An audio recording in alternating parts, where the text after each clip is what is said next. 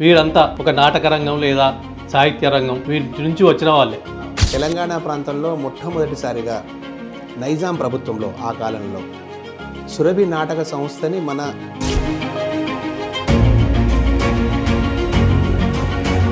మీరు బలగం సినిమాలో నటించాల్సిన వారు. దాని పుట్టుక నుంచి కూడా దాని వెనకాల ఉన్నటువంటి వ్యక్తులం మేము. వేణుకి వెళ్ళండి, వేణుకి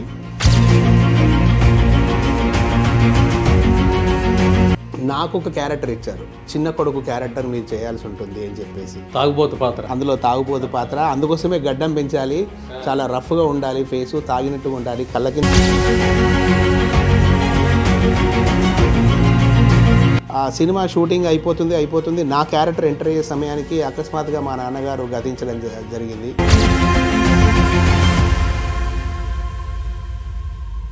మీరు సాధారణ విద్యాభ్యాసంతో వదిలేయలేదు. 4 పీజీలు చేయడానికి సందర్భం ఏంటి? ఫస్ట్ నేను తెలుగులో బాగా నిష్ణాతులైన వాళ్ళు, ఇంట్రెస్ట్ ఉన్నవాళ్ళు, సాహిత్యపరంగా కొన్ని విలువలు తెలిసిన విద్యార్థుల్ని మా నాటక రంగం వైపు మీరు పంపించండి అని చెప్పేసి జేవి సోమయాజులు గారు తిరుమల శ్రీనివాసాచారి గారికి చెప్పారు.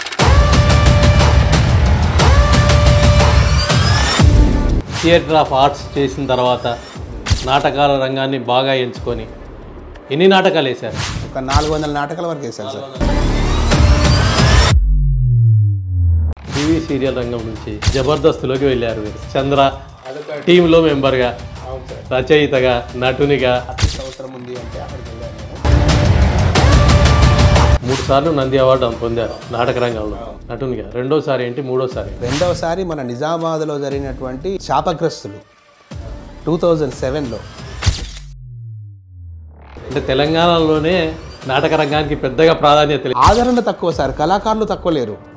నేను ముఖ్యంగా చెప్పదలుచుకుంది ఒకటే, ఇప్పుడు చాలామంది అంటారు తెలంగాణలో నాటకమే లేదు అంటారు.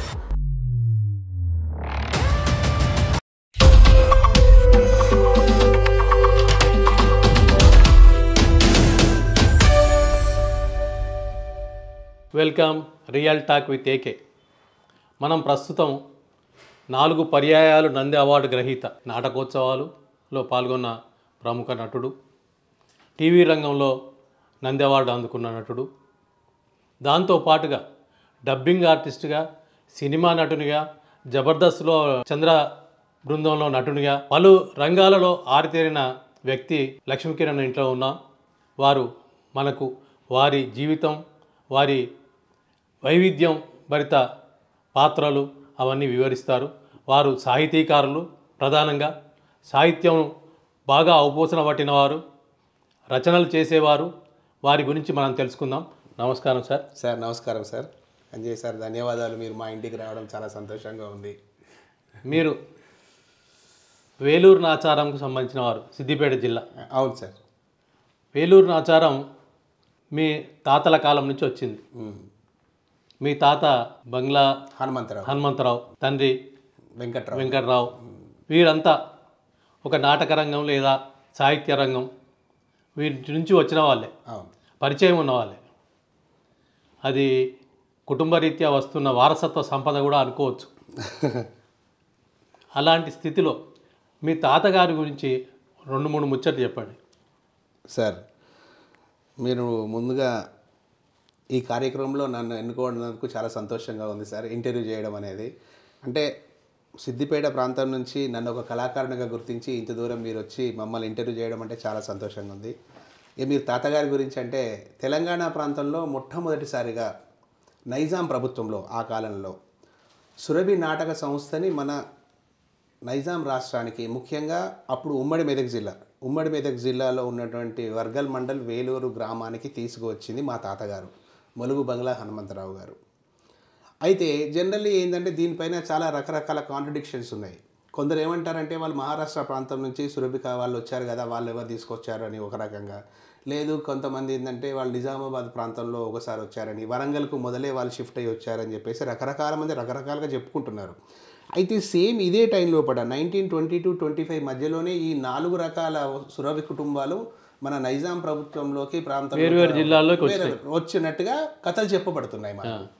కానీ వాస్తవంగా ఏంటంటే ఆహ్వాన పద్ధతిలో, అంటే ఒక కుటుంబాన్ని అడాప్ట్ చేసుకొని కడపలో ఉన్నటువంటి సురభి నాటక సమాజం నుండి 15 మంది నాటక కళాకారుల బృందాన్ని తన సొంత ఖర్చులతో మన నైజాం రాష్ట్రానికి మొట్టమొదటిసారిగా ఆహ్వానించి సురభి వాళ్ళు అడుగుపెట్టింది మన మెదక్ జిల్లా అయినటువంటి వేలూరు గ్రామంలోనే. నాటకం అంటే ముందు నుంచే మనకు 1875 నుంచి కూడా మన ప్రాంతంలో అప్పుడు భక్తి ఉద్యమ కాలంలో నుంచి కూడా నాటకాలు వేయడము, చిందు యక్షగానాలు, తర్వాత బుర్రకథలు, హరికథలు అవన్నీ మనకు తెలిసిన విషయమే. అందులో కొనసాగింపుగా నాటకం అనేది మొదలైంది. సో సురభి వాళ్ళను మన దగ్గరికి తీసుకొచ్చి వాళ్ళకి ఉండడానికి ఉపాధిగా ఒక ఇల్లును నిర్మించి ఇచ్చి వాళ్లకు రక్షణ కోసం అని చెప్పేసి, వాళ్ళకు భుక్తి కోసం అని చెప్పేసి ఒక 6 ఎకరాల పొలాలను కూడా వాళ్ళకు పట్టా చేయించి మన ప్రాంతంలో తాతగారు వాళ్ళకి స్థిర నివాసాన్ని ఏర్పరిచి చుట్టుపక్కల గ్రామాల్లో ఉన్నటువంటి జమీందారుల ఇళ్లలో కానీ, గడిలలో కానీ, పెద్ద పెద్ద భూస్వాముల ఇళ్లలో కానీ, ఎవరింట్లో వేసినా కానీ ఉన్న గ్రామంలో ఉన్న అందరికి కూడా ఒక రకమైనటువంటి వినోదాన్ని పంచడమే ముఖ్య ఉద్దేశం. ఒక దొరగారు ఒకరే చూడరు, లేదా ఉన్న ఒక జమీందారు గారే చూడరు. కనుక వినోదాన్ని పంచాలి, ఈ కళను మన ప్రాంతంలో బాగా తెలియజేయాలి అని చెప్పేసేసి వాటి ద్వారా భక్తి ఉద్యమాన్ని ఒక రకంగా, సమాజానికి వినోదాన్ని ఒక రకంగా అందించినటువంటి మీ తాతగారు అందించారు. మీ నాన్నగారు కూడా అదే కోవలో పనిచేశారు. నాన్నగారు కూడా కొంతకాలం పనిచేశారు సార్. ఎందుకంటే నాన్నగారు ప్రభుత్వ ఉద్యోగి, తను ఏం చేసేవారు? రెవెన్యూ డిపార్ట్మెంట్లో ఆర్ఐగా పనిచేశారు. సిద్దిపేటలో హెచ్ఎస్సి అయిపోయిన తర్వాత అప్పటి వరకు కూడా అతను కూడా తబలా వాయించడం కానీ, తర్వాత హార్మోనియం వాయించడం కానీ అన్నీ చేసేవారు. పద్య నాటకాల్లో పద్యాలు కూడా పాడేవారు, అద్భుతంగా పాడేవారు. తర్వాత రాను కాలంలో తన ఉద్యోగరీత్యా చాలా బిజీ అయిపోవడం వల్ల ఈ నాటకాలకు దూరం అయ్యారు. తర్వాత సమాజంలో నాటకాలు కూడా దూరం అయిపోయాయి. ఎందుకంటే అభివృద్ధి చెందిన కాలంలో 1950 తర్వాత 60s తర్వాత నాటకాలు సన్నగిల్లుతూ రావడము, తర్వాత నాటక కళాకారులకు ఆదరణ తగ్గిపోవడము, ఒకవైపు టీవీ రంగం అభివృద్ధి చెందడము, సినిమా రంగం అభివృద్ధి చెందడము, వీటి ద్వారా ఏమైందంటే అందరూ రకరకాల వినోదాలకు అలవాటు పడిపోవడం వల్ల నాటక కళాకారులు కొంచెం కుట్టుపడింది కదా. ఆ సమయం లోపల నాన్నగారు ఎంతవరకు హితోధికంగా హెల్ప్ చేయాలో అంత హెల్ప్ చేశారు. నాటక రంగానికి తన వంతు సాయశక్తుల కృషి చేసి వాళ్ళ అభివృద్ధి కోసం పాటుపడ్డారు నాన్నగారు కూడా. మీరు బలగం సినిమాలో నటించాల్సిన వారు, మీ నాన్నగారు కాలం చేయడం వల్ల అందులో నటించలేకపోయారు. అవును సార్. అదే బలగం సినిమాకు బ్యాక్గ్రౌండ్ అంతా పనిచేశారు. సార్ డబ్బింగ్, వివిధ రకాల డబ్బింగ్లకు కానీ ఇంకేదైనా కానీ వాటి అనుభవాలు చెప్తారా సార్? అది చాలా, అంటే బలగం అనేది బాగా హిట్ అయిపోయింది. అవును సార్, అవును. అసలు బలగము పూర్వము అది దాని పుట్టుక నుంచి కూడా దాని వెనకాల ఉన్నటువంటి వ్యక్తులం మేము. వేణుకి ఆ సినిమా ఆఫీసు దిల్ రాజు గారు ఆఫీస్ పెట్టినప్పుడు నేను ముందుగా అక్కడ ఆఫీస్కి వెళ్ళడం జరిగింది. మేమందరం ముందు కూడా జబర్దస్త్ కళాకారులం కనుక కలిసి చాలా క్లోజ్గా ఉండేవాళ్ళం. దానికి సంబంధించిన కుమరయ్య క్యారెక్టర్ గురించి కూడా నాతో డిస్కస్ చేసి ఇట్లాంటి ఒక కళాకారుడు కావాలి అని చెప్పినప్పుడు మనము సుధాకర్ రెడ్డి సార్ను సెలెక్షన్ చేసుకోవడం జరిగింది. దాంతోపాటు నాకు ఒక క్యారెక్టర్ ఇచ్చారు, చిన్న కొడుకు క్యారెక్టర్ మీరు చేయాల్సి ఉంటుంది అని చెప్పేసి. తాగుబోతు పాత్ర, అందులో తాగుబోతు పాత్ర. అందుకోసమే గడ్డం పెంచాలి, చాలా రఫ్గా ఉండాలి, ఫేసు తాగినట్టుగా ఉండాలి, కళ్ళ కింద ముడతలు ఉండాలి, ఇవన్నీ ఉండాలి అని చెప్పేసినట్టుగా అప్పుడు నన్ను క్రియేట్ చేశారు. అప్పుడు నేను దానికి సరే అని ఒప్పుకోవడం జరిగింది. తర్వాత దానికి నాకు ఒక భార్య, అందులో సుజాత అనే క్యారెక్టర్ ఉంటుంది. భార్య ఎవరు? చిన్న కొడుకు క్యారెక్టరు భార్య, మొగులయ్యకు కొడుక్కి సుజాత అనే క్యారెక్టర్. ఆ అమ్మాయి సురభి లలిత అని చెప్పేసి అమ్మాయి అనమాట. ఆ అమ్మాయిని కూడా నేను సెలెక్ట్ చేసి చెప్పాను, ఈ అమ్మాయి అయితే బాగుంటుంది, బాగా చేస్తుంది అని. ఆ అమ్మాయి సెలెక్ట్ అయిపోయింది. అయితే ఇది ఆగస్టులో, అంటే 2021 ఆగస్టులో జరిగింది. ఇది 2022 మార్చి వరకు ఈ క్రియేటివ్ సైడ్ వర్క్ అంతా జరుగుతుంది. ప్రీ ప్రొడక్షన్ వర్క్ అంట జరుగుతుంది. జరిగి తీరుగా ఆ సినిమా షూటింగ్ అయిపోతుంది. నా క్యారెక్టర్ ఎంటర్ అయ్యే సమయానికి అకస్మాత్తుగా మా నాన్నగారు గతించడం జరిగింది. ఆయన జరిగిపోవడం వల్ల కర్మకాండలు అవన్నీ నేనే చేయాలి కనుక అప్పుడు మన ప్రాంతంలో ఉన్నటువంటి సాంప్రదాయ ప్రకారంగా గుండు చేసుకోవాల్సి వచ్చింది. గడ్డం గుండు తీసేసేసరికి అసలు నేను ఎక్కడ పాత్రకి ఔచితమైనటువంటి ఆకారం నాలో లేకుండా అయిపోయింది. అందుకని చెప్పేసి నేను పక్కకు తప్పుకోవాల్సి వచ్చి చాలా చాలా బాధపడ్డాను. కాకపోతే బలగం ఇంత సూపర్ హిట్ అవుతుందని ఎప్పుడు ఊహించలేదు. కానీ కథాపరంగా చాలా గొప్ప సినిమా అవుతుందని మాత్రం మా అందరికీ తెలుసు సార్. ఎందుకంటే కథ విన్న ప్రతిసారి కళ్ళల్లో నీళ్లు తీసుకునేంత గొప్పగా అనిపించేది, హృదయంగా ఉండేది సబ్జెక్ట్ వింటుంటే. అందుకని చెప్పేసి మంచి సినిమా అవుతుంది కానీ సూపర్ హిట్ అయిపోతుంది, 100 అవార్డులు వస్తాయి అన్నంత గొప్పది అయిపోతుందని ఎప్పుడూ అనుకోలేదు. తీరా సినిమా టెక్నికల్ వర్క్ జరుగుతుంది, పోస్ట్ ప్రొడక్షన్ వర్క్ అంటాం మనం. సినిమా రిలీజ్ అవ్వడానికి ముందు డబ్బింగ్స్ కార్యక్రమాలు అవన్నీ జరుగుతూ ఉంటాయి కదా. ఆ టెక్నికల్ వర్క్ అయ్యేటప్పుడు వేణు మళ్ళీ నన్ను పిలిచి, అన్న మీరు క్యారెక్టర్ చేయాల్సి ఉండే, మంచి క్యారెక్టర్, ఒక క్యారెక్టర్ అనుకున్నాం కదా, అది మిస్ అయిపోయింది, కనీసం మీరు దీనికి డబ్బింగ్ వర్క్ అన్నా మీరు చేస్తే, ఎందుకంటే సిద్దిపేట సిరిసిల్ల ప్రాంత వాస్తవ్యులు మీరు, మీకు మన నేటివిటీ తెలుసు, మన మాండలికం తెలుసు, మన ఊళ్ళలో ఉండే గ్రామీణ వాతావరణం మీకు బాగా తెలుసు, కనుక మీరు కొంతవరకు దీన్ని తీసుకెళ్ళడానికి మీ వంతు సహాయం చేసినట్టు నాకుంటుంది. తర్వాత మీరు ఇందులో ఒక కళాకారుడుగా, ఒక టెక్నీషియన్గా మీరు ఉన్నట్టుగా నేను కూడా పనిచేసిన అనుభవం ఉంటుంది అంటే నేను కూడా హ్యాపీగా ఫీల్ అవుతున్నా. ఎందుకంటే ఒక మంచి క్యారెక్టర్ మిస్ అయినా కానీ కనీసం టెక్నీషియన్గా చేసే అనుభవం ఉంది కదా అని. అందుకని చెప్పేసి అందులో ఈ మీరు విలేజ్లో ఉండే బ్యాక్గ్రౌండ్ స్కోరింగ్ కళాకారులు ఎవరైతే ఉంటాయో, అంటే విలేజ్లో వినిపించే మాటలు, క్రౌడ్ వర్క్ అంటారు దీన్ని. అంటే ఒక గెట్టు పైన కూర్చొని ఆడవాళ్ళు మాట్లాడుకోవడం, ఒక పొలం దగ్గర భోజనం చేసుకుంటూ తల్లిదండ్రులు మాట్లాడుకోవడం, లేదా ఇప్పుడు కొమరయ్య చనిపోయిన సన్నివేశంలో ఆ ఇంటి ముందు మాట్లాడుకునే పెద్ద మనుషులు మాట్లాడుకునే సన్నివేశం. అంటే పెద్ద మనుషులు అన్నారు మీరు, ఇంటి ముందు అరుగు మీద కూర్చొని మాట్లాడుతుంటారు, 4-5 పాత్రలు ఉంటాయి. 4-5 పాత్రలకు ఒకరే డబ్బింగ్ చెప్తారా? 4-5 డబ్బింగ్? నలుగురు ఉంటారు, నలుగురు డబ్బింగ్ చెప్పాలి. ఆ సన్నివేశాన్ని అప్పటిదప్పుడు అల్లుకుంటాం మేము. అది సపరేట్గా తీసింది కూడా కాదు. లాంగ్ షాట్లో ఒక డైలాగ్స్ పెట్టేసి మాట్లాడుతుంటే వాళ్ళు ఏం మాట్లాడుతున్నారో అనుకొని ఆ అవగాహనను మనం తీసుకొని ఒక చిన్న సన్నివేశాన్ని కామెడీగా, తర్వాత సందర్భోచితంగా ఉండేలాగా అల్లుకోనే పరిస్థితులు కూడా ఉంటాయి. అప్పుడు అంటే మీరు రాసారా ఆ డైలాగ్? లేకపోతే అప్పుడు అవి నేను చెప్పాను, అది మీరు చెప్పారు, రాసింది మాత్రం వేరే వాళ్ళు? నేను చెప్పి రాయడం అంటే చెప్పడం అంటే మేమే అప్పటికప్పుడు అనుకోవడం, అది అంతే. అది రాసే రైటర్ అక్కడ కాదు, ఉండడు. ఇప్పుడు ఎగ్జాంపుల్ మీకు చెప్పాలంటే, కొమరయ్య చనిపోయి శవం లోపల ఉంటుంది. ఊర్లో తెల్లారగానే అందరూ పరామర్శించడానికి ఊర్లో ఉన్న పెద్దలు చిన్నలు అందరూ రావడం జరుగుతూ ఉంటుంది. అయితే ఆ సందర్భంలో ప్రియదర్శి మనమడికి ఒక పెళ్లి సంబంధం, సినిమా హీరోకి ఆల్రెడీ ఒక పెళ్లి సంబంధం ఒక అమ్మాయి కుదురుతుంది. వాళ్ళు కూడా వియ్యంపులు అవుతారు కదా, వీళ్ళకి ఇంకా పెళ్లి జరగలేదు, ఎంగేజ్మెంట్ కంటే ముందు వచ్చి పరామర్శిద్దాం, పెద్ద మనిషి జరిగిపోయాడు ఇంట్లో అని చెప్పేసి వాళ్ళు కూడా ఒక ఆటోలో దిగుతారు. ఆ ఆటో దిగిన సందర్భం లోపల అక్కడే పక్కింటి అరుగు మీద అందరు జనాలు కూర్చొని ఉంటారు. కూర్చున్నప్పుడు ఒక చిన్న సన్నివేశం అక్కడ అనుకున్నాం మేము, ఇక్కడ ఏం పెడితే బాగుంటుంది, అక్కడంతా బ్లాంక్ ఉంది, జనాలేమో మాట్లాడుకుంటున్నారు, ఈ అమ్మాయి ఏమో దిగుతుంది, వీళ్ళ కుటుంబ సభ్యులు ఎవరైతే ఈ ప్రియదర్శి అనుకున్నాడో వాళ్ళ అత్త మామ, ఆ పెళ్లి చేసుకోబోయే అమ్మాయి, వీళ్ళు ముగ్గురు దిగుతుంటారు. అక్కడ దిగినప్పుడు ఏం పెడితే బాగుంటుంది అని చెప్పేసి నా సందర్భం లోపల వేణు నేను అనుకున్నాము, ఇక్కడ ఒక కామెడీగా మనం పెడదాము, జనరల్ అంటే ఏం పెడితే బాగుంటుంది అన్న అని చెప్పేసి అనుకున్నాం. మేమే సరదాగా అనుకున్నాం. వీడేమో ప్రియదర్శి ఏమో చాలా సన్నగా రివటలాగా ఉంటాడు, ఆ అమ్మాయి ఏమో బండలాగా లాగుంది, వీళ్ళిద్దరికీ ప్రేమ పెళ్లి సంబంధం కలిసింది అక్కడ. దీనిపైన ఏదైనా కామెడీగా మనం వర్కౌట్ చేద్దామని చెప్పేసి అనుకున్నప్పుడు నేను అన్నా అనమాట, చూసినావో మన పోరానికి గీ పిల్లనే చూసిరట పెళ్ళి అని చెప్పేసి అనుకుంటే బాగుంటుంది అన్న. అంటే మరి తర్వాత ఏం చెప్దాము అని అయితే నేను చెప్తా అన్నా, ఒకసారి మీరు వినండి అని నేను ఆ సన్నివేశాన్ని వివరించిన.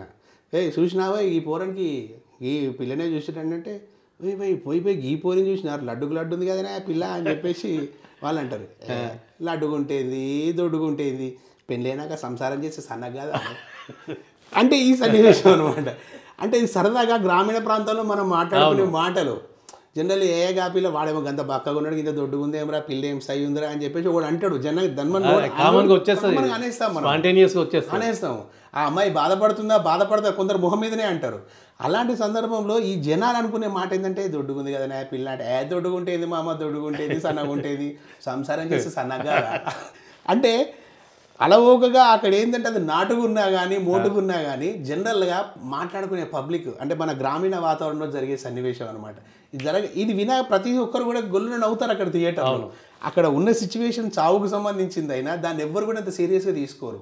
మనం సినిమాలో చూస్తే కూడా బలరామ నరసయ్య అన్న పాట వచ్చేంత వరకు కూడా మనకు కొమరయ్య చనిపోయిన సన్నివేశము చాలా ఆహ్లాదకరంగా సరదాగానే సాగిపోతున్నట్టుగానే ఉంటుంది తప్ప ఒక సీరియస్ డెప్త్ అనేది ఎత్తుకోదు. మీరు అబ్జర్వ్ చేస్తే మీకు తెలుస్తుంది. ఒక్కసారిగా బలరామ నరసయ్యో బంగారు బాట బట్టి బయలెల్లి నావయో బలరామ నరసయ్యో, ఈ పాట స్టార్ట్ అవ్వగానే మన గుండెలు ఒక్కసారి ద్రవిస్తాయి. ఒక్కసారి గుండెలో ఒక్కసారి కలుక్కుమంటుంది, అబ్బా నిజం కదా, ఇంత పెద్ద మనిషి జరిగిపోయింది కదా అని. అప్పటిదాకా చాలా సరదాగా నవ్వుతూ హ్యాపీగా అక్కడ జరిగే సన్నివేశాలు, ఆ కోకోకోలా గురించో లేకపోతే అక్కడ నలుగురు ముసలోళ్ళు కూర్చొని మాట్లాడుకుంటుంటారు. ఏమై నీకు పెన్షన్ వచ్చిందా అని అంటాడు. నాకు పెన్షన్ రాలే మామ అని, నాకు నిన్ననే పడ్డది అంటాడు. వీళ్ళ సరిసమాన స్కందుడు ఇక్కడ వీళ్ళు చనిపోయి ఆల్రెడీ కొమరయ్య అక్కడ చనిపోయి ఉన్నాడు. వీళ్ళిద్దరు కూడా ఈ 60-70 ఏళ్ళ ముసలోళ్ళు బయట పెన్షన్ గురించి మాట్లాడతారు. ఇంకో గొప్ప ఏంటంటే మన కొమరయ్యకి పెన్షన్ వచ్చిందా అని అడుగుతాడు. సచ్చినోడు అక్కడ పడి ఉంటాడు. మన కొమరన్నకు వచ్చిందా పెన్షన్ అంటే, అరే వాడు మనిషి వేయండిగా పెన్షన్ ఎందుకు అని చెప్పేసి కూడా అంటాడు. అంటే ఇంత సరదాగా సహజంగా గ్రామీణ వాతావరణాన్ని చిత్రీకరించినటువంటి సినిమా, అలాంటి సినిమాకి డబ్బింగ్ బ్యాక్గ్రౌండ్లో చేయాల్సిన అదృష్టం నాకు కలిగింది. ఇంకొక సన్నివేశంలో ప్రియదర్శి తన మరదల్ని ఎక్కించుకొని ఊరు వెళ్తాడు బట్టలు తీసుకురావడం కోసం. బైక్ మీద వెళ్తున్నప్పుడు జనరల్లీ మన ఊర్లలో గొర్రెలు కొడుతూ ఉంటారు. మనకు వాకిల్ నిండా గొర్రెలే పోతుంటాయి రోడ్ నిండా. ఆ సైకిల్ పోయే సందు ఉండదు, బండి పోయే సందు ఉండడు. మనిషికి పోమంటే కూడా వాడు పక్కకి తిరిగి చూస్తాడు మనల్ని. ఆ కాపర్ ఎవరైతే ఉంటారో గొల్లలు వాళ్ళు జనరల్గా ఏమైందా పోయి పక్క నుంచి ఓ రాదన్నట్టు ఉంటారు అనమాట. అదే సన్నివేశానికి డబ్బింగ్ నేను చెప్పిన డైరెక్ట్గా. నన్నే అన్నాడు, అన్న ఇక్కడ డైలాగ్ చెప్పాలి నువ్వే చెప్పు అన్నాడు. డైలాగ్ నేనే చెప్పమంటావు అంటే, నువ్వే చెప్పాను వాయిస్ నువ్వే కొంచెం మార్చి చెప్పేసాయి అట్లా అనగానే ఈ ప్రియదర్శి బండి తీసుకొని వచ్చి పెద్ద మనిషి జర గొర్రెని పక్కకు కూడా రాదంటాడు. బాగా మొగను వచ్చిన పోయి ఇట్లే ఉందో తవ్వ నీకు గీనంగా పడిపోతున్నామేంది అట్లా పోకపోయినావు, వెనుక బండి మీద పోరి కూర్చోం కానీ ఎవ్వడా అవుతలేడు, ఈ పోరలకు కూడా వారైతే ఏం పోరలు రాయిలు. ఇది ఒక డైలాగ్ని అల్లుకొని అప్పటిదప్పుడు చెప్పిన డైలాగ్ అనమాట. ఇది జనరల్ ఊరు అంటారు వెనుక పోరి కూర్చుందంటే ఏ పోరడు ఆగడు, గాలిది వెళ్ళిపోతుంటాడు వాడు.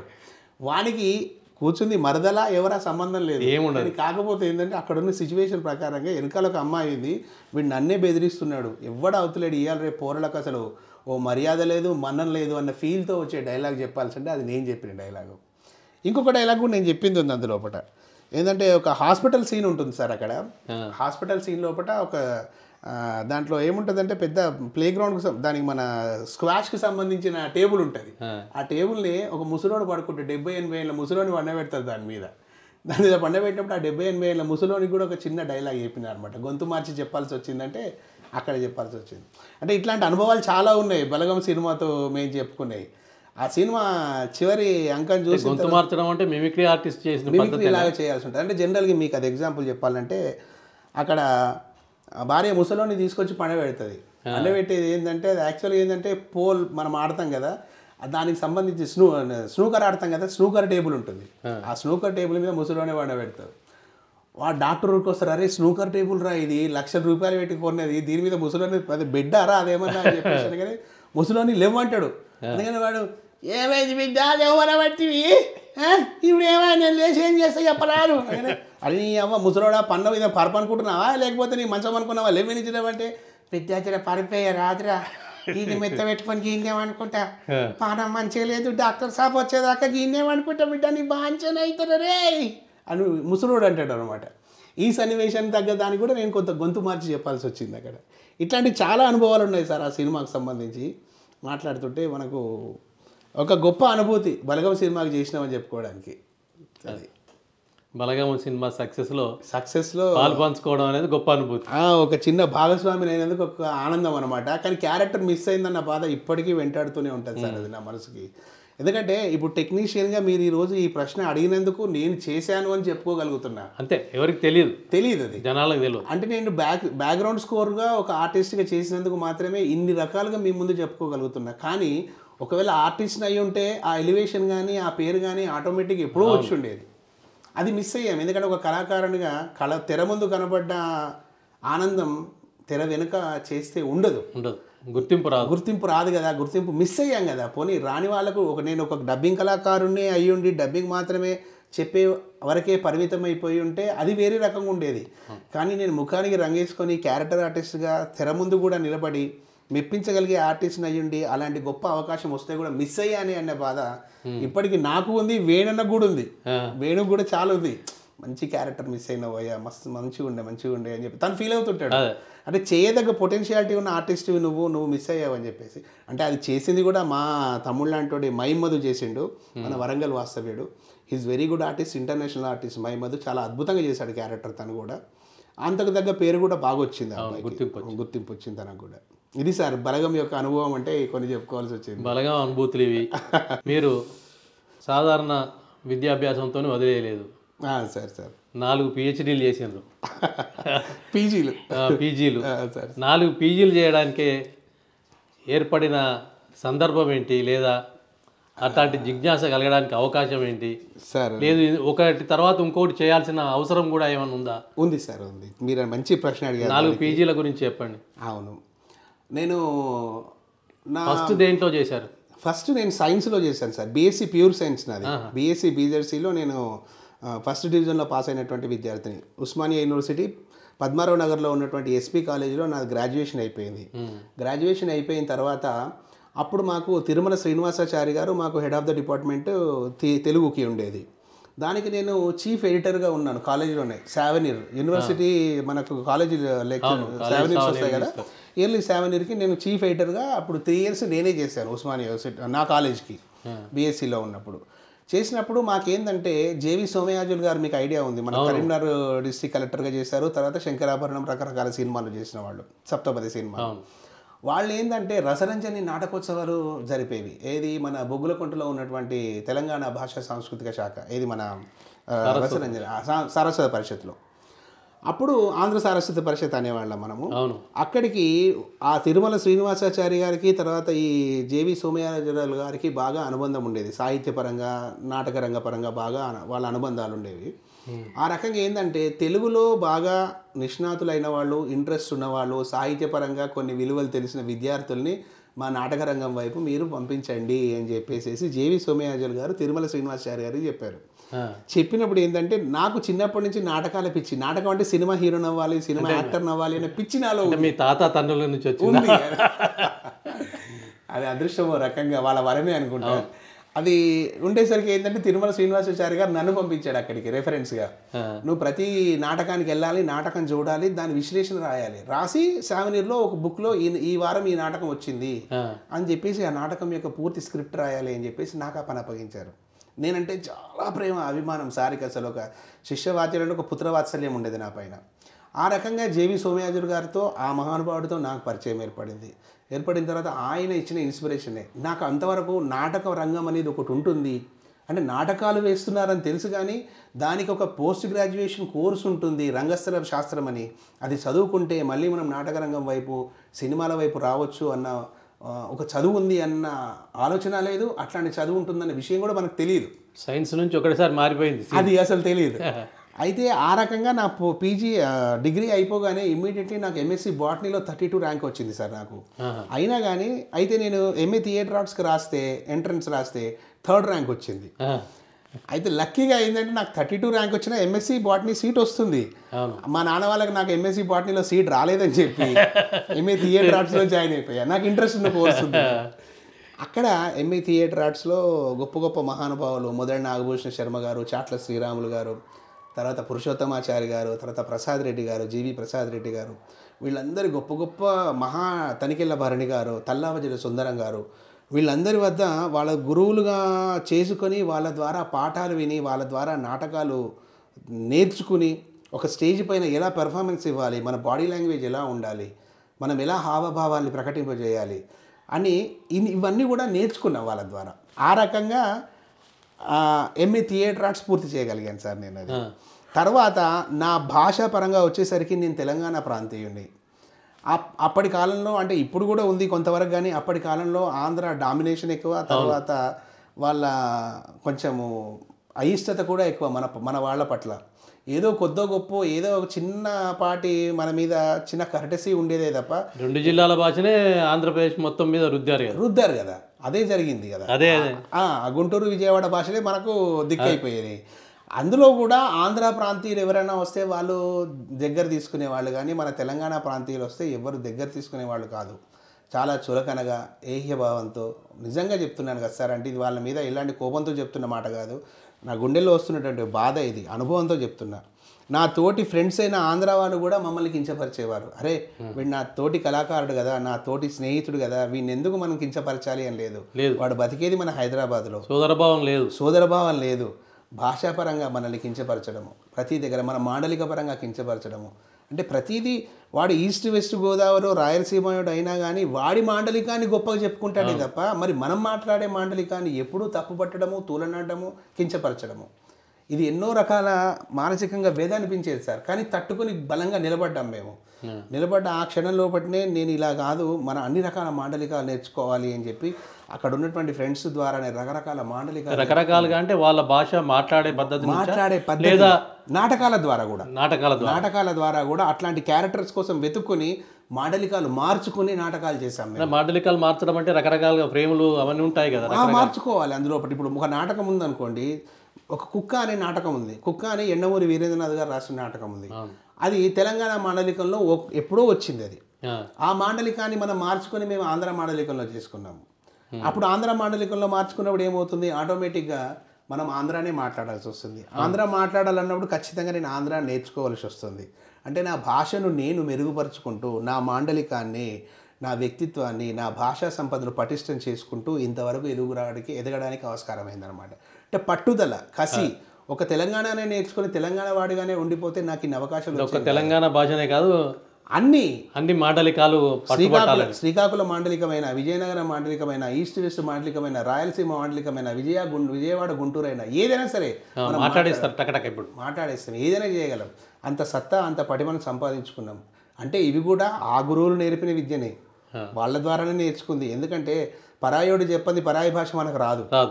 అట్లాగే ఏ మాండలికమైనా ఆ మాండలికం నుంచే మనం నేర్చుకుంటాం. కాకపోతే మనం సమాజం పట్ల అవగాహన, ఒక అబ్జర్వేషన్ స్కిల్స్ అనేవి మనకు ఉంటే మనం ఏదైనా సాధించగలుగుతాం అన్నమాట.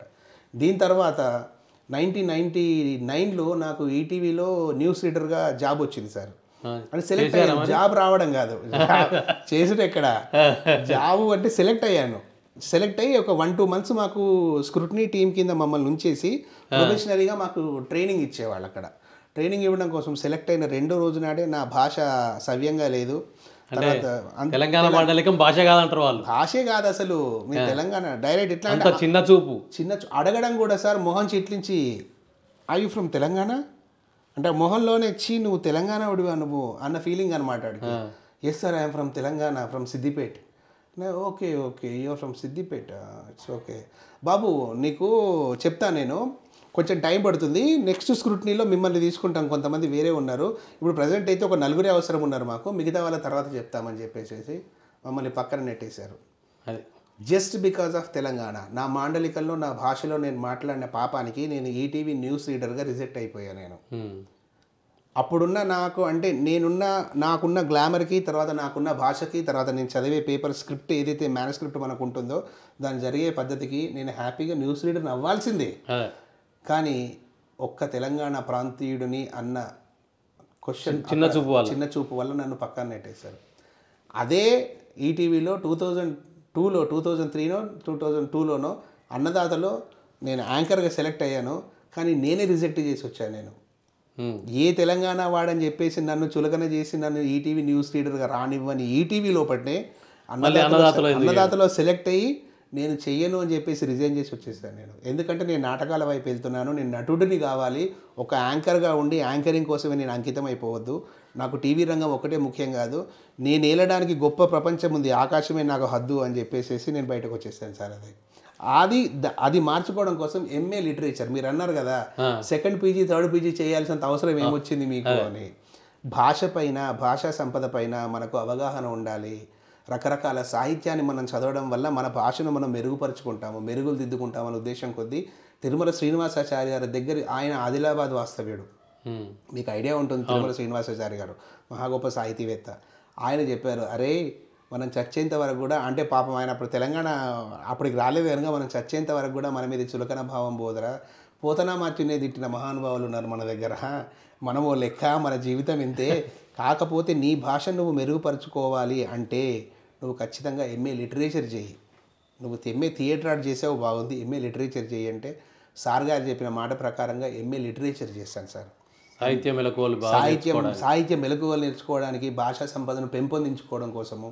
తర్వాత మనకి ఎన్నో, మీకు తెలియదు ఏముంది, ఎంఏ లిటరేచర్ చేసిన తర్వాత ఎంత సాహిత్యం ఉందో అందులో ఎంతో తెలుసుకున్న విషయాలు, జానపద సాహిత్యం కానీ, తర్వాత మనకు గ్రామీణ సాహిత్యం కానీ, తర్వాత శాస్త్రీయ సాహిత్యం కానీ, తర్వాత నవీన యుగ సాహిత్యం కానీ, రకరకాల సాహిత్యాలని చదవడము, అవగాహన చేసుకోవడము, మన భాషను మెరుగుపరుచుకోవడం కోసం చాలా చేసి. ఎందుకంటే నేను బేసిక్గా ఒక రైటర్ని, ఎందుకంటే నేను డిగ్రీ లోపట్నే 7 yearకి నేను ఎడిటర్గా పనిచేశాను.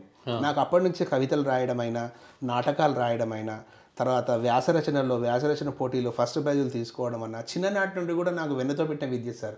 అంటే ఆ సరస్వతి తల్లి నన్ను కటాక్షించింది ఆ రకంగా. కనుక నేను ఫ్యూచర్లో ఒక నాటకం రాయాలంటే అన్ని రకాల మాండలికాల్లో రాయగలగాలి. తర్వాత భాషా సంపద మన దగ్గర ఉండాలి. ఒక వాక్యం పుట్టాలంటే ఒక వాక్యంతో ఆగిపోకూడదు, మనం అక్కడే చచ్చిపోకూడదు. ముందుకు వెళ్ళాలి అంటే భావాన్ని ప్రస్ఫుటంగా మనము విశదీకరించాలి, వివరించాలి అంటే ఆ భాష సంపద మనకు దానికి సంబంధించినటువంటి నానార్థాలు, పర్యాయ పదాలు ఇవన్నీ ఇది మన దగ్గర ఉండాలి. కనుక ఎంఏ థియేటర్ ఆర్ట్స్ నుంచి ఎంఏ లిటరేచర్ కూడా చేశానమాట. మరి రెండింటితో నాగలేదు కదా మళ్ళీ. ఇంకా రెండింటితో నాగకుండా టైం మధ్యలో ఒక 2 years బ్రేక్ వచ్చింది సార్. నాటకం చేస్తూనే ఉంటేనే నాకు ఆల్రెడీ మా ఫ్రెండ్స్ అన్నారు, నీకు లైబ్రరీ అంటే ఇష్టం కదా. ఎందుకంటే ఈ సాహిత్యం చదవడానికి లైబ్రరీకి వెళ్ళేవాడిని, ఈ పుస్తకాలు చదవడానికి. ఈ ప్రతిదారి ఇన్ని రకాల బుక్స్ ఉండాలంటే మనం చదవాలంటే మనకి ఏం కావాలి, లైబ్రరీ కావాలి కదా అని చెప్పేసి ఇంట్రెస్ట్ కొద్దీ ఎంఎల్ఐసి చేశాను. లైబ్రరీ కోర్స్ చేశాను. లైబ్రరీలో ఉంటే పుస్తకాలు విపరీతంగా చదవచ్చు. లైబ్రరీ మన చేతుల్లో ఉంటుంది. ఎంత గొప్ప సాహిత్య భాండాగారమైనా మన చేతుల్లో నేర్చుకోవచ్చు అని ఎంఎల్ఐసి చేసిన, master of library science, information science. అది చేయాల్సి వచ్చింది. ఈ రకంగా 3 PGలు చేసి ఇప్పుడు ఎంఎల్ఐసిలో PhD చేస్తున్నా సార్ నేను. నెక్స్ట్ ఎంఏలో కూడా PhD చేస్తాను. అది కూడా టాపిక్ అనుకున్నాను. ఇప్పుడు చేసే టాపిక్ ఏంటి మరి PhDకి? Information technology. ఇప్పుడు నెక్స్ట్ ఎంఏ లిటరేచర్లో తీసుకోవాల్సింది ఏంటంటే బాలల నాటకాలు, వాటి పర్యవసానాలు అనే టాపిక్ అనుకుంటున్నా ఇప్పుడు ప్రస్తుతానికైతే. ఒకవేళ అంటే బాల సాహిత్యము, బాలల నాటకాలను ఒకవేళ పిల్లల లోపల పెంపొందింపచేస్తే దాటి పర్యవసానాలు ఎంత గొప్పగా ఉంటాయో తెలియజేయడం కోసం ఒక PhD కోర్సు చేయాలనే ఉద్దేశం నాకు ఉంది సార్. అది ఎందుకంటే పిల్లల్లో కూడా చైతన్యవంతమైన మార్పు రావాలంటే ఒక థియేటర్ వల్లే సాధ్యం. ఒక వ్యక్తి, ఒక మామూలు విద్యార్థి ఒక స్టేజీ పైన నిలబడి ఒక స్పీచ్ ఇవ్వగలుగుతున్నాడు, ఒక పాట పాడగలుగుతున్నాడు, లేదా ఒక డాన్స్ చేయగలుగుతున్నాడు, లేదా ఒక ఏకపాత్ర అభినయం చేయగలుగుతున్నాడు అంటే వాడికి పరిపూర్ణమైనటువంటి విశ్వాసం వాడిపైన వాడికి ఉన్నట్టు. దాన్ని డెవలప్ చేయాలంటే మన థియేటర్ అవసరం. ఏది రంగస్థల శాస్త్రం. థియేటర్ అనగానే అన్నిటికంటే నాటకమే ఎక్కువగా ఆకట్టుకుంటుంది. అవును అనేది ఉన్నది. అవును. దాని తర్వాత పాట అని. ఎస్ సార్, అవును. మనకు నాటకం అనే దానికి వైడ్ యాంగిల్లో మనకు ప్రొజెక్షన్ ఉంటుంది సార్. పాట అనగానే పాటకు సాహిత్యం ఉండాలి, సంగీతం ఉండాలి, లయ ఉండాలి, అనుసరణ ఉండాలి.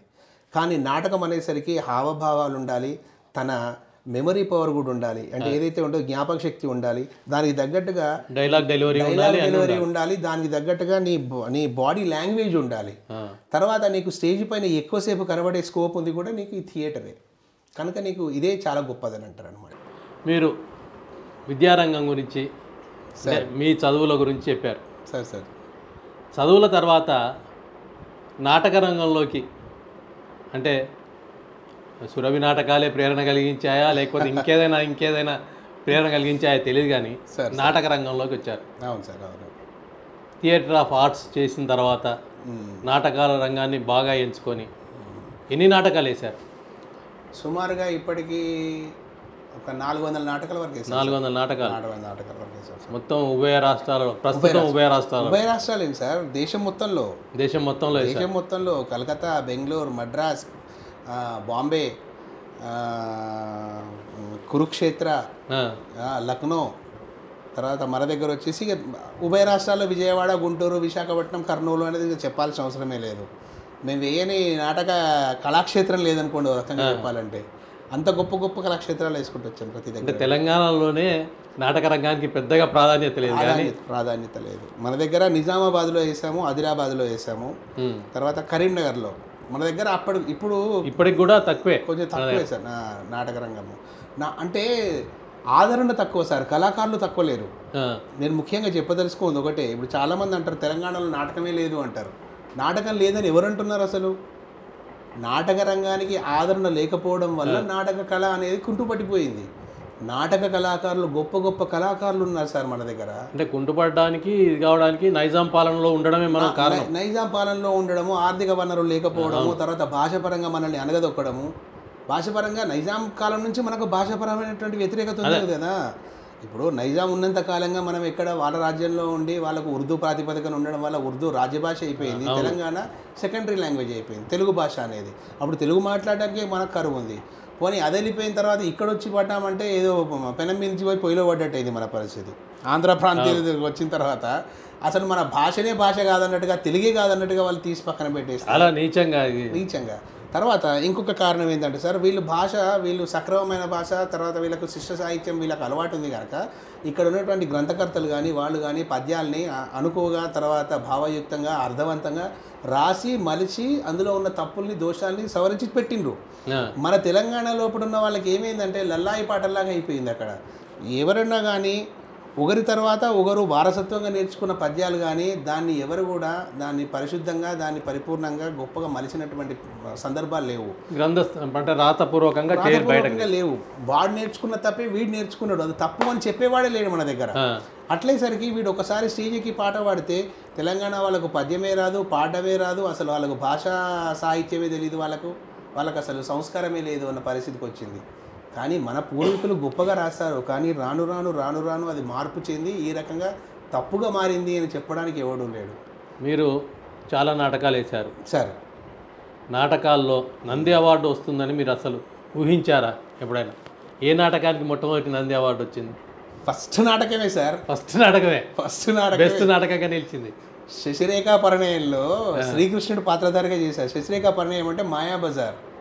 సురభి జమునా రాయల్ గారు మమ్మల్ని అప్పుడు, ఇది ఒక సందర్భం చెప్తాను సార్ మీకు. సురభి జమునా రాయల్ గారు ఏం చేశారంటే, ఇప్పుడు పద్య నాటకాలు అనగానే యూత్ పిల్లలు రారు, ఎందుకంటే ఈ పద్యాలు ఉంటాయి, ఈ రణగొణ ధ్వనులు మన వల్ల కాదు, ఈ రాగాలు మన వల్ల కాదు అని భయపడిపోతారు. పద్య నాటకాన్ని ఎవరు ప్రోత్సహిస్తారు? పెద్దవాళ్ళు, వయసు మళ్ళిన వాళ్ళు వాళ్ళే ఉంటారు. అందులో కృష్ణుడు వేసినా, అర్జునుడు వేసినా, బలరాముడు వేసినా, విభీషణుడు వేసినా, రాముడు వేసినా, ఏదైనా పాత్రను బట్టి, నాటకాన్ని బట్టి ఎవరు వేసినా అందరూ కూడా 50 ఏళ్ల వయసు, 60 ఏళ్ల వయసు వాళ్ళే ఉండేసరికి ఎవరిలో కూడా సరైన పాత్రకు సంబంధించినటువంటి వాళ్ళ బాడీ లాంగ్వేజ్ లేదు, దొరకదు, అంగసౌష్ఠవం లేదు. వాళ్ళందరూ కూడా ముసలి ముఖాలు, ముసలి కృష్ణుడు, పళ్ళుడిపోయిన కృష్ణుడు, తర్వాత పల్లూరిపోయిన బలరాముడు, ఇలా అయిపోయేసరికి ఆవిడకి విసుగొచ్చింది. అందుకని చెప్పేసి ఎంతకాలం మనము, ఇంతమంది యూత్ ఉన్నారు, ఇంతమంది పిల్లలు ఉన్నారు మన దగ్గర, నాటక కళాకారులు, నాటక సంస్థలో MA థియేటర్ చదువుతున్న రంగస్థల విద్యార్థులు ఉన్నారు. వీళ్ళందరి నుంచి కొత్త యూత్ మనం పద్య నాటకాన్ని ఎందుకు తీసుకోకూడదు అని చెప్పేసి ఆమె పట్టుబట్టి దీక్షితులు మాస్టర్ గారు ఒకటి, Akkineni Kala Parishat, Akkineni school of institute of theatre arts అని చెప్పేసి ఆయన పెట్టాడు, దీక్షిత్ మాస్టర్ ఆయన. తర్వాత సురభి జమునా రాయల్ గారు, ఆమె సురభి ఫ్యామిలీకి సంబంధించిన ఆవిడ. వాళ్ళు ఏం చేశారంటే మాకు ఇంటర్వ్యూస్ పెట్టారు. MA థియేటర్ ఆర్ట్స్ మేము చదువుకునేప్పుడు చూసి ఎవరి అంగసౌష్ఠవం బాగుంది, ఎవడి బాడీ లాంగ్వేజ్ బాగుంది, ఎవడు అందగాడు, ఎవడి ముక్కు చక్కగా ఉంది, ఎవడి కనుముక్కు అందంగా ఉంది, వాళ్ళందరినీ సెలెక్షన్ చేసుకొని వీడు అభిమన్యుడు, వీడు బలరాముడు, వీడు కృష్ణుడు, వీడు దుర్యోధనుడు, వీడు ఘటోత్కచుడు, అట్లా మీరు కృష్ణుడు అయిపోయారు. అందులో నేను కృష్ణుని అయిపోయా, లక్కీగా కృష్ణుని అయిపోయా. కానీ పద్యాలు రావాలి కదా, కృష్ణలీల మరి ఉంది, బాగానే ఉంది, బాడీ అందంగానే కనబడుతున్నాము, కన్ను ముక్కు చక్కగా బాగానే ఉంది. కానీ పద్యాలు రావాలంటే పద్యాలు ఏ స్థాయిలో 2, 3, 4 శృతిలో పాడగలగాలి అక్కడ. పద్యనాటకం అంటేనే అందుకే కదా భయం. అసలు మమ్మల్ని మెరుగులు దిద్దింది ఆ మహాతల్లి. మమ్మల్ని అంటే మాకు ఓ అంటే నారాదు, పద్యం అంటే తెలీదు. మనకు ఏదో విశ్వదాభిరామ వినరవేమ అన్న పద్యాలు, సుమతి శతకంలో ఉన్న పద్యాలు స్కూల్లో చదువుకునేవి తప్ప మనకు ఎలాంటి పద్యాలు అనుభవం లేవు. అలాంటిది రాగయుక్తంగా, భావయుక్తంగా, శృతియుక్తంగా, తాళయుక్తంగా పద్యాన్ని నేర్చుకునే అవకాశాన్ని మాకు కల్పించి అద్భుతమైన పద్యాలు నేర్పించి మమ్మల్ని శశిరేఖా పరిణయం అనే నాటకంలో ఒక యూత్ జనరేషన్ సార్, ఫ్రెష్ నాటకాన్ని తీసుకెళ్ళి, ఇప్పుడు సురభి ప్రభావతి అని చెప్పి సినిమాలో ఆర్టిస్టు ఆవిడ నాకు కూతురు శశిరేఖ క్యారెక్టర్ అప్పుడు చేసింది. ఆ రకంగా ఒక్కొక్కరిని మలిచి మమ్మల్ని చేసి ఫస్ట్ నంది నాటకోత్సవాలు కాదు, మా జీవితంలో ఫస్ట్ నంది నాటకోత్సవాలు అనమాట. దాని విజయవాడలో జరిగాయి అప్పుడు. ఇవి అంతవరకు హైదరాబాద్లోనే నంది నాటకోత్సవాలు జరిగేవి. నంది నాటకోత్సవం స్టార్ట్ అయినప్పటి నుండి 2005 వరకు కూడా హైదరాబాద్ రవీంద్ర భారతి మాత్రమే నంది నాటకోత్సవాలకు వేదిక వచ్చింది. అయితే రాను అందరూ ఏమన్నారంటే నంది నాటకోత్సవాలు హైదరాబాద్ అయ్యేసరికి తెలంగాణ ప్రాంతంలో ఉన్న వాళ్ళు దగ్గర వాళ్ళు రాగలుగుతున్నారు, చూస్తున్నారు తప్ప ఆంధ్ర ప్రాంతంలో, శ్రీకాకుళం ప్రాంతంలో ఉన్న మాకు నంది అవార్డ్స్ అంటేనే తెలియదు, నంది నాటకోత్సవాలు అంటేనే తెలియకుండా పోతుంది. ఒక్కొక్క సంవత్సరం ఒక్కొక్క ప్రాంతంలో పెడితే ఆ ప్రాంతీయులకు కూడా నంది నాటకోత్సవాలు అనేది తెలుస్తాయి కదా, ఒక అవగాహన వస్తుంది కదా అని చెప్పేసి నా ప్రతిపాదనతోని ఫస్ట్ టైం 2005లో హైదరాబాద్ నుంచి తరలిపోయి విజయవాడలో పెట్టారు. అప్పుడు విజయవాడలో పెట్టినప్పుడు ఫస్ట్ నంది నాటకోత్సవాలు మేము అంటే మా బ్యాచ్ అంతా నందికి అప్పుడే నందికి ఎన్నుకోవడం మామూలు విషయం కాదు సార్ అది. మనం నాటకం వేయగానే తీసుకోరు. నంది నాటకోత్సవాలకు మనం ఫామ్ ఫిలప్ చేయాలి, మన స్క్రిప్ట్ అప్లై చేయాలి. అందులో అప్లై చేసిన తర్వాత వాళ్ళు వచ్చి స్క్రూటినీ చేస్తారు మనల్ని, మన నాటకాన్ని స్క్రూటినీ చేస్తారు. ఊరికే కాదు, వాళ్ళ ముందు ప్రదర్శన ఇవ్వాలి. ప్రదర్శనలో సెలెక్ట్ అయితే నందిలో నువ్వు నాటకం వేసే అవకాశం నీకు వస్తుంది. నందిలో నాటకం వేసిన తర్వాత అప్పుడు జడ్జిమెంటు, ప్రైజు. అది ఇంత పెద్ద ప్రాసెస్ ఉంటుంది. నంది అవార్డు రావాలంటే అందుకే నంది అవార్డు కాదు, నంది స్టేజ్ మీద నాటకం వేస్తేనే జీవితం తరించినట్టుగా గొప్ప అనమాట. అంటే సెలక్షన్ అది గొప్ప. అలాంటిది మాది పద్య నాటకం సెలక్షన్ అయిపోయింది. పద్యాలు అద్భుతంగా ప్రాక్టీస్ చేస్తున్నాం, అంతా బాగానే ఉంది. అయిన తర్వాత విజయవాడలో బంగారు నంది అవార్డు ఫస్ట్ టైం తీసుకుంది మేము, మా సంస్థ. అక్కడే మా ఫస్ట్ నంది అవార్డు నేను తీసుకోవడం జరిగింది సార్. అంటే నేను ఏదైతే నా జీవితంలో తొలి అడుగు నాటక రంగంలో వేసానో అది నంది అవార్డు, నంది నాటకోత్సవం కావడం, ఆ నంది నాటకోత్సవం నంది అవార్డు పొందడం, ఆ నంది అవార్డు మాకు రావడం మా గొప్ప ఆనందం అనమాట. అది అద్భుతం. శశిరేఖ పరిణయంలో పద్యం కానీ అన్న జ్ఞాపకం ఉందా? తెచ్చుకోవాల్సిందేనా? శశిరేఖ పరిణయంలో పద్యాలంటే ఆల్మోస్ట్ అది ఇప్పటిది కాదు సార్, 2005 విషయం చెప్తున్నాను నేను. ఆల్మోస్ట్ 25 years అనుభవంలో. ఆ పద్యం కాదు కానీ మీకు మామూలుగా ఏదైనా పద్యం వినిపించమంటే నేను వినిపించే ప్రయత్నం చేస్తాను. వినిపించండి. ఎందుకంటే నాటక కళాకారుని పద్యం నేర్చుకున్నా కనుక. ఒక పద్యాన్ని ఎన్ని రకాలుగా వాడతారో చెప్పగలుగుతారా? ఒక పద్యాన్ని అంటే ఇప్పుడు మనకు సంగీతకారుడు ఎవరైతే మనకు డైరెక్టర్ ఉంటాడో, తర్వాత మనకి ఎవరైతే సంగీత దర్శకులు ఉంటారో వాళ్ళు ఏ రాగంలో దాన్ని కంపోజ్ చేసి ఆ రాగంలో పాడొచ్చు. ఒకే పద్యాన్ని ఎన్నో రాగాల్లో కంపోజ్ చేసుకొని, అంటే భావాన్ని బట్టే రాగం ఉంటుంది సార్, మీకు తెలుసు కదా. ఒక పద్యాన్ని పాడాలి అంటే ఒక ప్యాథటిక్ రాగం ఉందంటే దానికి మనకు షణ్ముఖ ప్రియనో లేదా మనం తీసుకున్న ఏ శివరంజని రాగమో అట్లాంటి దాన్ని తీసుకుంటారు, ఎన్నుకుంటారు. అందుకంటే ఆ భావాన్ని పలికించగలగాలి ఆ రాగం. అందుకని చెప్పేసి ఏ హిందోళమో ఏ మాయామాళవ గౌల రాగమో తీసుకోరు అక్కడ. ఎందుకంటే ఆ భావము, ఆ పద్యం యొక్క భావాన్ని, సాహిత్యాన్ని బట్టి దానికి ఒక రాగాన్ని పెడితేనే అందం ఉంటుంది. అయితే మామూలుగా ఒక పద్యం అయితే మీ ముందు అనగలుగుతాను నేను. అది నాటకాలకు సంబంధించింది కాదు, కాకపోతే నాటకాల్లో మేము వాడింది. ఆల్రెడీ ఘంటసాల గారు కూడా పాడిన పద్యమే ఇది. అదొక్కసారి మేము ముందు పాడే ప్రయత్నం చేస్తాను.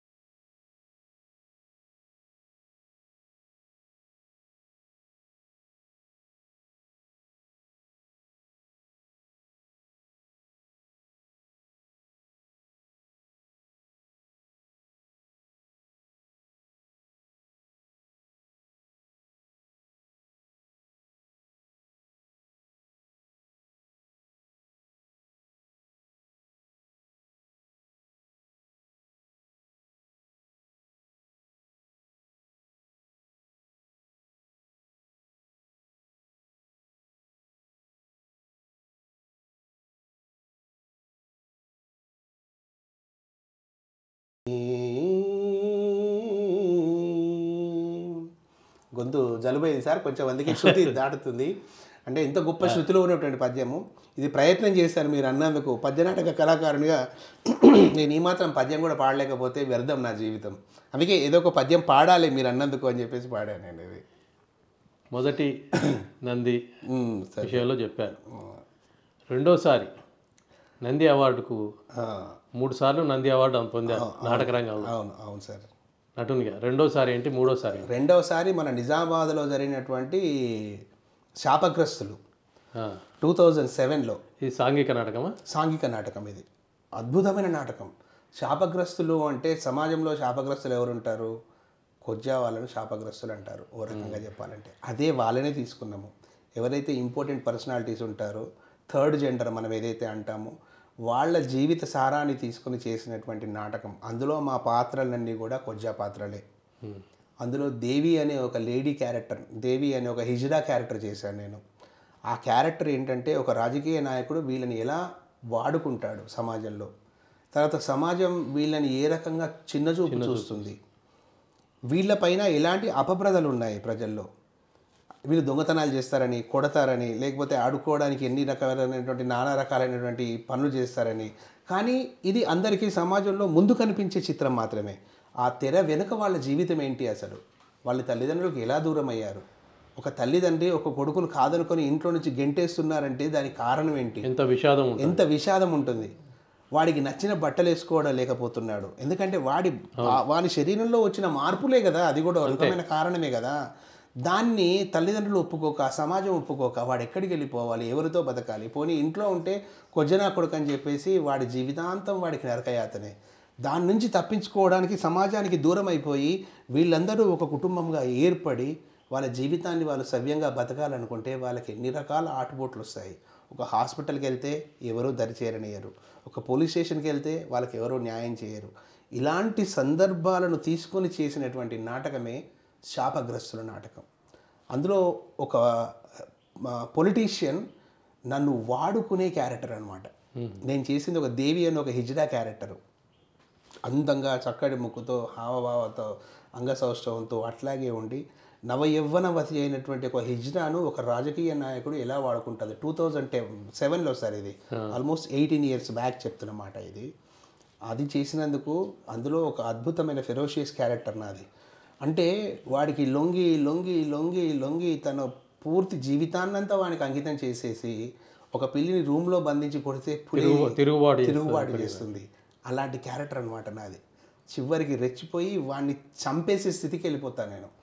అలాంటి క్యారెక్టర్ చేసినందుకు దానికి పరుచూరి బ్రదర్స్ వాళ్ళు నాకు ఇచ్చిన అవార్డు, పరుచూరి రఘుబాబు నాటకోత్సవాల్లో జాతీయ స్థాయి ఉత్తమ నటుడు అవార్డు వచ్చింది. తర్వాత ఇందులో 2007లో ఆ నాటకానికి 7 నంది అవార్డులు సంపాదించుకొని వచ్చాము మేము. అదే నిజామాబాద్ నంది నాటకోత్సవాల్లో 2007లో best writer, best director, best script, best costumes, best makeup, best villain, best actor, ఇవన్నీ తీసుకున్నాం. అసలు హర్షధ్వానాలతో దేశ స్థాయిలో ఈ నాటకాన్ని ఎక్కడికి తీసుకెళ్ళినా జయధ్వానాలే. ఎందుకంటే దేశ స్థాయిలో అందరికీ తెలిసిన విషయమే. ప్రతి ఒక్కరికి సబ్జెక్ట్ ఏంటి అని తెలుగు లాంగ్వేజ్ రాని వాళ్ళకు కూడా అర్థమైపోతుంది చూస్తుంటేనే. అక్కడ జరిగే సన్నివేశాన్ని బట్టే వాళ్ళ కళ్ళల్లో నీళ్ళు వచ్చేస్తాయి. అంత గొప్ప నాటకం మాతో. ఇది మేము చేసింది కూడా మా తెలుగు యూనివర్సిటీ, ఉస్మానియా యూనివర్సిటీ పిల్లలను కలిసి రాసుకున్న స్క్రిప్టు, చేసుకున్న స్క్రిప్టు. ఏ గొప్ప మహారచయిత దీనికి రచయిత కాదు, ఏ గొప్ప దర్శకుడు కాదు. ఖాజా పాషా అని చెప్పేసి సూర్యాపేట మా ఫ్రెండ్. మేము అనుకుంటూనే డైలాగులతో నాటకం అనుకున్నాం సార్. దానికి ఇంతవరకు మ్యానుస్క్రిప్ట్ లేదు, ఇప్పటికీ లేదు. మీరు నమ్మరు. అనుకుంటూ డైలాగులు అనుకుంటూ మేము స్క్రూట్నీకి పంపించేటప్పుడు స్క్రిప్ట్ ఏదయ్యా అంటే 4 పేజీల్లో ఇచ్చాం మేము. 4 పేజీలు వస్తే ఇసిరేసాడు సారు. ఏంటి మీకు నంది అవార్డ్స్ అంటే మజాక్ అయిపోయిందా, నాటకం అంటున్నారు, స్క్రూట్నీకి వస్తే 4 పేజీల స్క్రిప్ట్ ఉంది, నువ్వు 45 నిమిషాలు నాటకం ఎట్లా ఇస్తావని చెప్పి అడిగారు మమ్మల్ని. అంటే అప్పటిదప్పుడు అరే నీ డైలాగ్ చెప్పు అని చెప్పేసి రాసి 40 పేజీల స్క్రిప్ట్ రాసి వాళ్ళకి సబ్మిట్ చేస్తాం. ఒక 3 hours టైం ఇవ్వండి సార్ అని చెప్పి. అప్పుడు వాళ్ళ ముందు నటిస్తే మమ్మల్ని ముందు ఎంత చీదరించుకున్నారో అంత ఆదరించుకున్నారు అప్పుడే.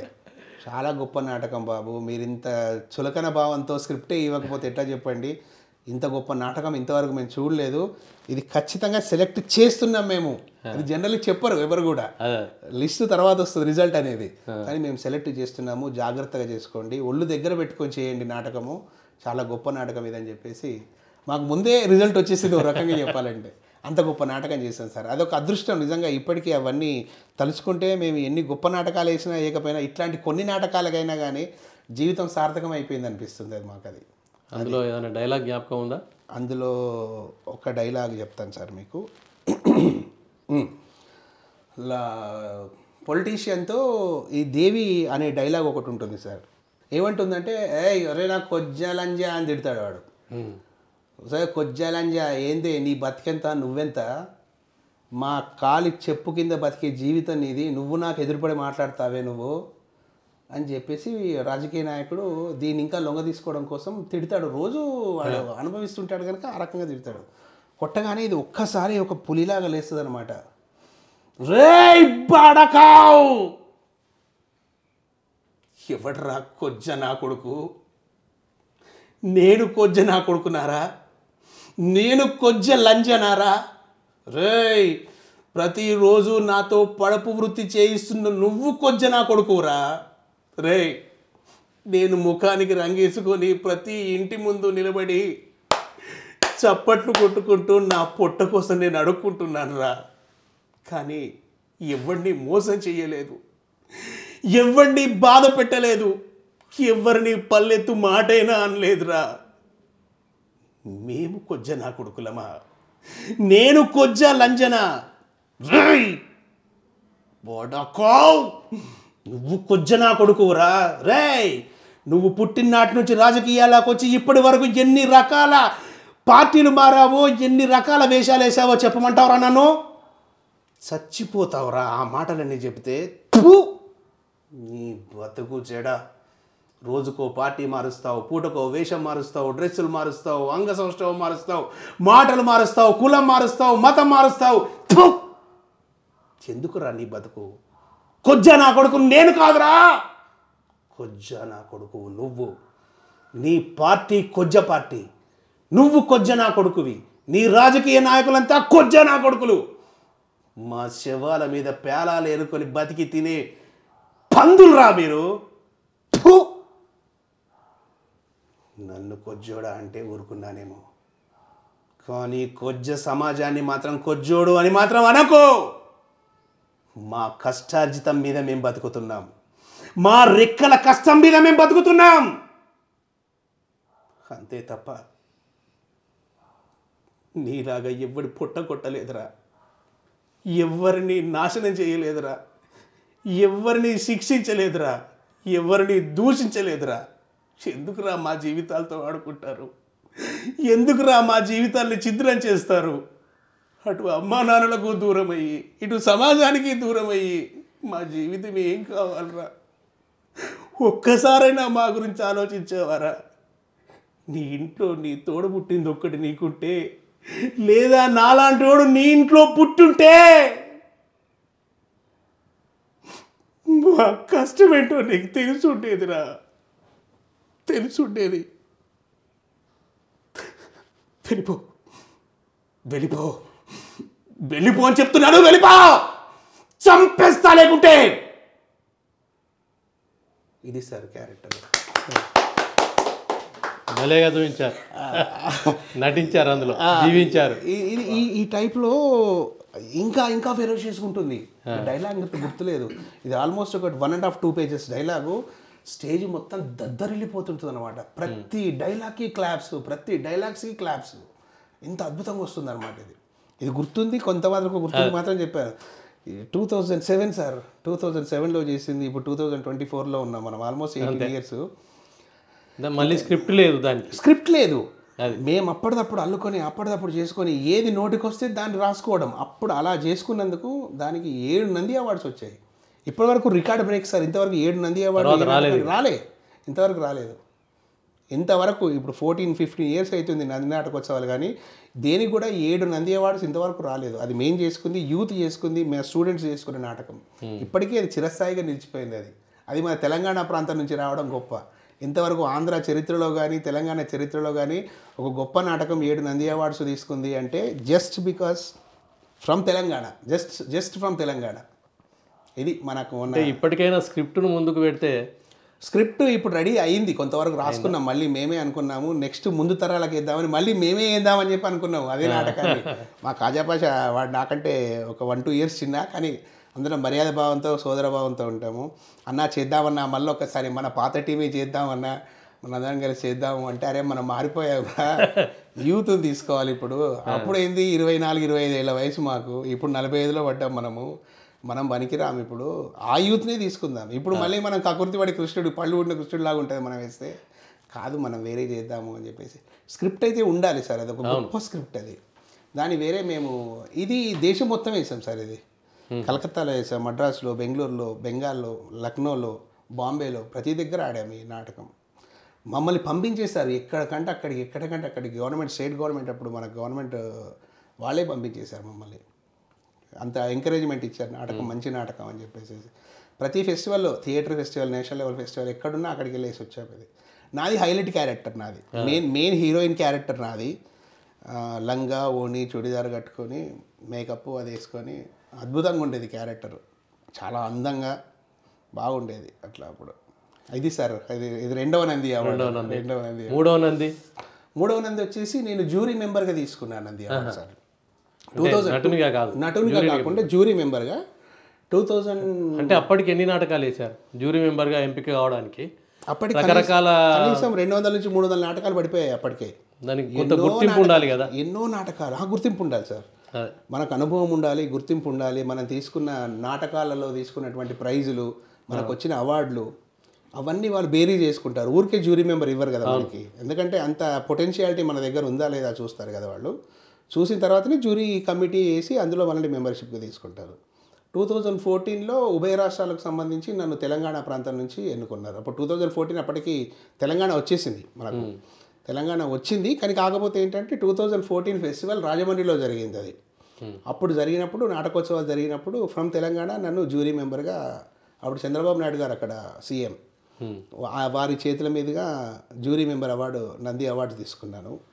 అండ్ నెక్స్ట్ టీవీకి వచ్చేసి 2016లో Seetha Mahalakshmi serial. TV serial ఎన్ని చేశారు మీరు? టీవీ సీరియల్స్ ఆల్మోస్ట్ వచ్చేసి ఒక 70 సీరియల్స్ వరకు చేశాను. 70 వరకు చేశాను నేను సీరియల్స్. అందులో ప్రధాన పాత్రలు పోషించినవి. అందులో నేను బబ్రు వాహన ఎస్వీబీసీలో నంది అవార్డు తీసుకున్నాను సార్, మర్చిపోయాను సారీ. ఎస్వీబీసీలో విప్రనారాయణకి అవార్డు తీసుకున్నాను, నంది అవార్డు తీసుకున్నాను. విప్రనారాయణ, బబ్రు వాహన, తర్వాత అంబరీష, భక్త అంబరీష, చక్రధారి, అన్ని భక్తి రస ఎస్వీబీసీ కదా, శ్రీ వెంకటేశ్వర భక్తి ఛానల్ కదా. అందులో అన్నిటికీ మెయిన్ స్ట్రీమ్ హీరోగా చేశాను. అందులో విప్రనారాయణకు నంది అవార్డు తీసుకున్నాను. తర్వాత మెయిన్ స్ట్రీమ్ సీరియల్ ఆర్టిస్ట్గా వచ్చేసిందంటే తూర్పు వెళ్ళే రైలు, చంద్రముఖి, భార్యామణి, అంతఃపురము, అండ్ నెక్స్ట్ సీతా మహాలక్ష్మి, తర్వాత గోల్మాల్ గోవిందం, అండ్ నెక్స్ట్ మల్లెమాల మనసు మమత, నా పేరు మీనాక్షి. ఇట్లా చెప్తూ పోతే చాలా సీరియల్స్ ఉన్నాయి ఇందులో చేసింది.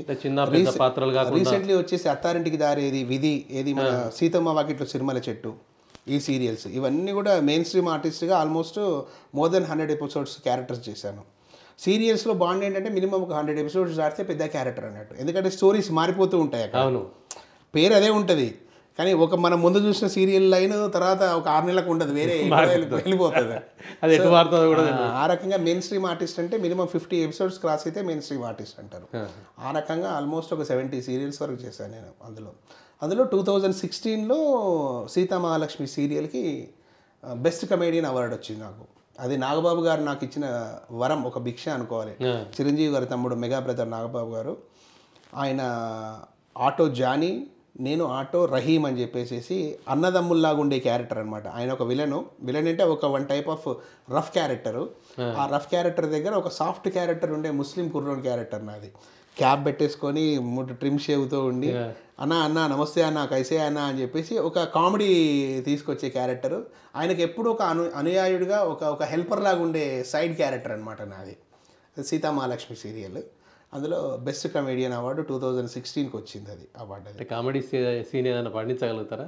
కామెడీ అంటే సింగిల్గా కష్టం సార్. అది అంటే కాంబినేషన్ ఉంటేనే బాగుంటుంది. మనం ఏదో చెప్పడానికి జోక్స్ చెప్పుకోగలమేమో కానీ అందులో సీరియల్లో ఏంటంటే ఆయనకి నాకు, ఆయన రఫ్ క్యారెక్టర్ అయినా కానీ ఆయన ఎప్పుడు అంటే ఒక సింహం పక్కన చిట్టెలకలాగా గిల్లుతూ ఉండే క్యారెక్టర్ ఎప్పుడు అంటే అదేమనదు. కాకపోతే ఏంటంటే ఆ ఎలుక కావాలి తనకి.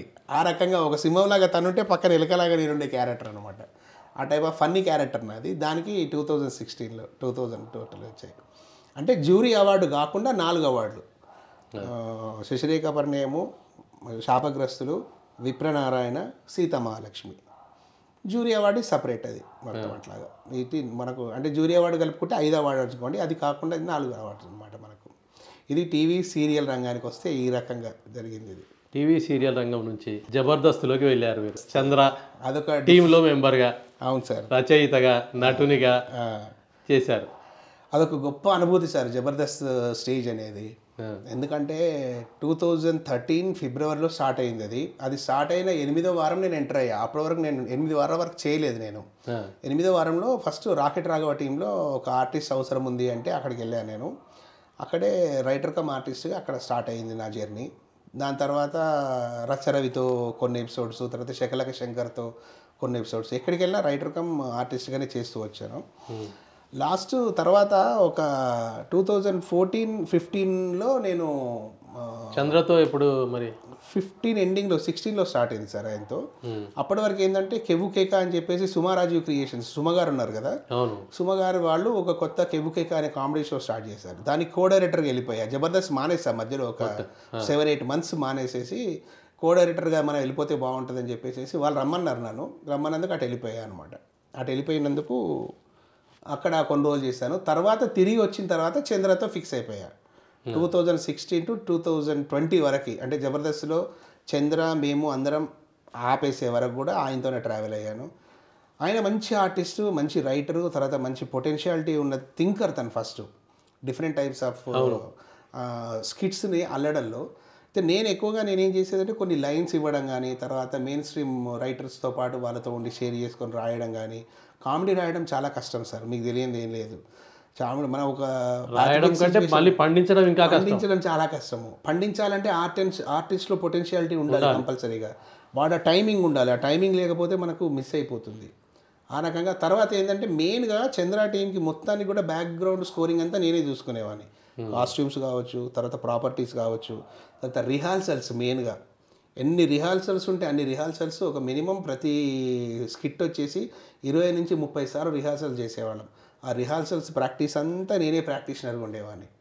అయిపోయిన తర్వాత నా పని ఏంటంటే మళ్ళీ నేను ప్రాంప్టర్గా ఉండాలి. స్టేజ్ మీద షో రన్ అవుతుంటే వెనకాల స్టేజ్ వెనకాల ఒక తెర ఉంటుంది కదా, ప్రాంప్టింగ్ ఇవ్వాలి.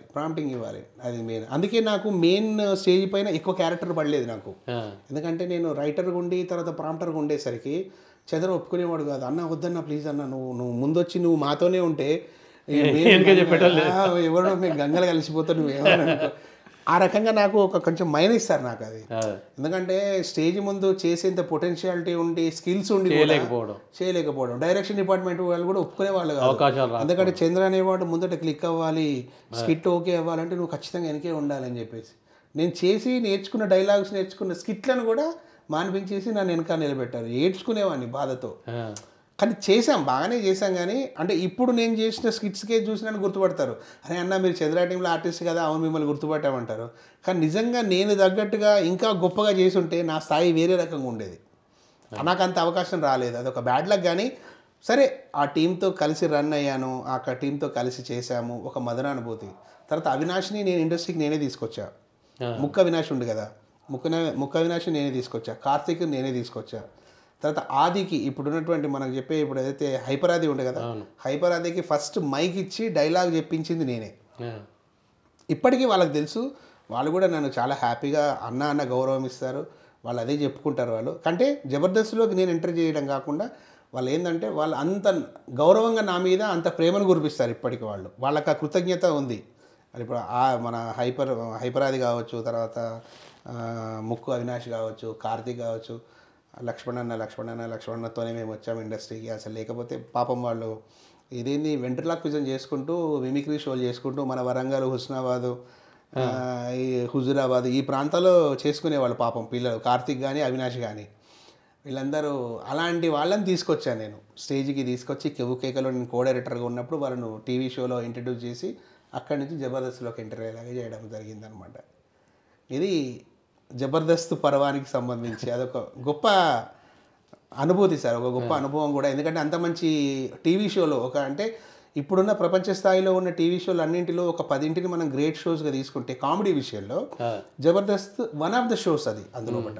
ఆ రకంగా అట్లాంటి షోలో నేను ఒక సింహభాగం మనం ఒక 10 సంవత్సరాలు ఇప్పటికి జరిగింది అంటే ఆ 10 సంవత్సరాల్లో నేను ఒక 8 సంవత్సరాలు అందులో పనిచేశానంటే అంతకంటే గొప్ప మహద్భాగ్యం ఏముంటుంది. ఆర్టిస్ట్గా మనకు ఒక రైటర్గా అన్ని విభాగాల్లో పనిచేసిన అదృష్టం కూడా నాకే దక్కింది. ఒక రకంగా అంటే కామెడీ స్కిట్స్కి వచ్చేసరికి జబర్దస్త్ తర్వాత ఇంకా వివిధ ఛానల్స్ కూడా తెచ్చినాయి. అవును, మీరు వాటి జోలికి వెళ్ళలేదు. కారణం ఏంటంటే సార్ జబర్దస్త్ అని ఒక పెద్ద మర్రి చెట్టు ఉన్నాక దాని కింద ఎలాంటి కామెడీ షో కూడా నిలబడలేదు. క్లిక్ కాదు. ఎందుకు కాదు అంటే జబర్దస్త్ చూసిన కళ్ళతో వేరే షోని చూస్తే దాంతో కంపారిజన్ ఉంటుంది ఎప్పుడైనా కానీ. జబర్దస్త్ అంత గొప్పగా ఏం లేదురా, జబర్దస్త్ ఎక్కడా ఇది ఎక్కడా ఫస్ట్ థాటే వస్తుంది. జబర్దస్త్ అంత గొప్పగా ఉందా, జబర్దస్త్ అనేది ఒక కులమానంగా మారిపోతుంది అక్కడ. తర్వాత ఆర్టిస్ట్ కూడా అక్కడ చేసిన వాళ్ళే ఇక్కడ చేయకూడదు, కొన్ని నిబంధనలు. అక్కడ చేసిన వాళ్ళు ఇక్కడ చేస్తే సేమ్ మళ్ళీ ఆ ఆర్టిస్ట్ ఈ ఆర్టిస్ట్ సేమ్ అయిపోతాడు. కొన్ని మాకు రిస్ట్రిక్షన్స్ ఉండేవి. జబర్దస్త్లో మాకు నియమ నిబంధనలు ఉన్నాయి. జబర్దస్త్లో చేసిన కళాకారుడు వేరే షోలో చేయకూడదు. అంటే జబర్దస్త్ నుంచి వెళ్ళిపోయి చేయొచ్చు. అట్లా వెళ్ళిపోయి చేసిన వాళ్ళు ఫెయిల్ అయ్యారు వాళ్ళు. ఎందుకంటే జబర్దస్త్ ప్లాట్ఫామ్కి ఉన్న విలువ అట్లాగే ఉంది.